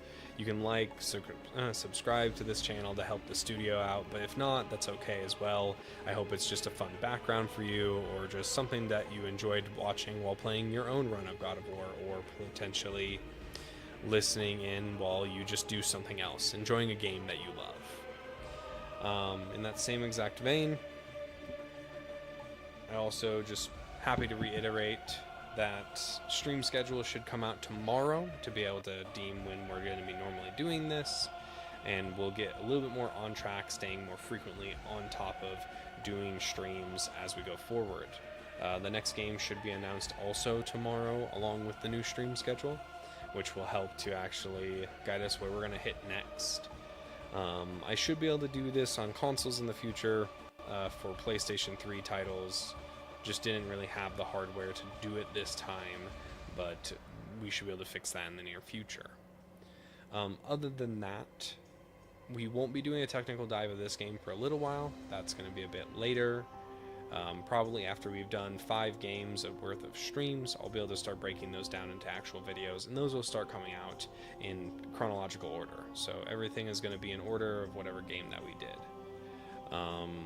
Additionally, we have the Blades of Athena, we're now the God of War, and as I mentioned earlier in this stream, it can kind of seem like this was going to be the only game they made. That ending is implying that the future onward, Kratos is the God of War, and that's the end of it from that perspective. But the game had such good reception and its cult following, God of War 2 got made, and it doesn't retcon that, but it kind of does. It picks up right where we left off, with Kratos feeling pretty betrayed by the gods, considering they didn't lie, they forgave him for his actions, but at the end of the day, they never promised they'd get rid of the visions that plagued him. He still will continue to deal with those, and his character kind of will just continue to grow spiteful, and I'll leave that there, because the sequel is a really amazing game and has an awesome set of events to it. The other thing I'll note is that the rest of the games do relate to something about Ares being a mad god. He was going crazy, genuinely insane for many ways. Those all kind of play into some of the deeper story that they build off of this, and it's really cool for the full kind of dive into it. And when we do those technical dives into all 3 of the games eventually for the main trilogy, in the Greek trilogy I mean, we will see how that plays out in a lot of ways. So they hoped he would return, but they kind of implied also just in case it didn't happen, because who knows, PlayStation maybe wouldn't have gave them the money. I'm not certain. Other than that, no, it's a pretty cool thing. This is also something too we'll talk about way later. They have a whole bunch of different bonus content after you beat the game. God mode's obviously a big one. There's a whole bunch of other things here. I'll hop into this. This is kind of funny. There's the character graveyard. Just to finish this out before we call it.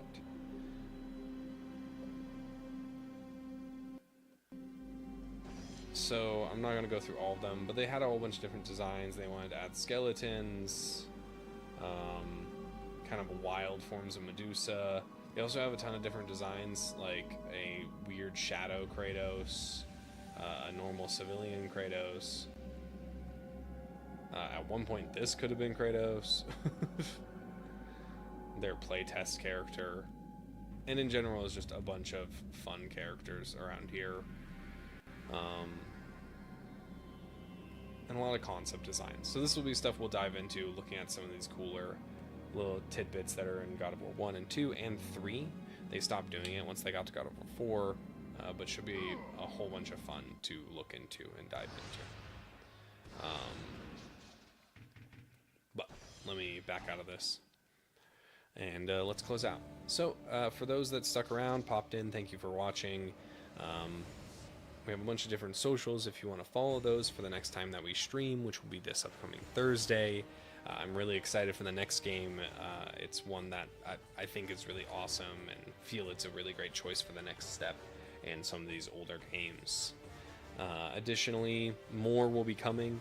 I plan to start doing some of the dev diaries and other things about the game development I'm working on right now for the studio in the near future. But for now, we're mostly just streaming, having fun. So really help out this studio if you share this with people if you want to, or just show some way that if you enjoyed it, just let me know, because I'm learning how to do this and I'm having a great time doing it. So thank you again. Hope you enjoyed, and that's God of War 1 done. So first stream, full game done in the books, and we'll move to the next one soon. Thank you again, everyone.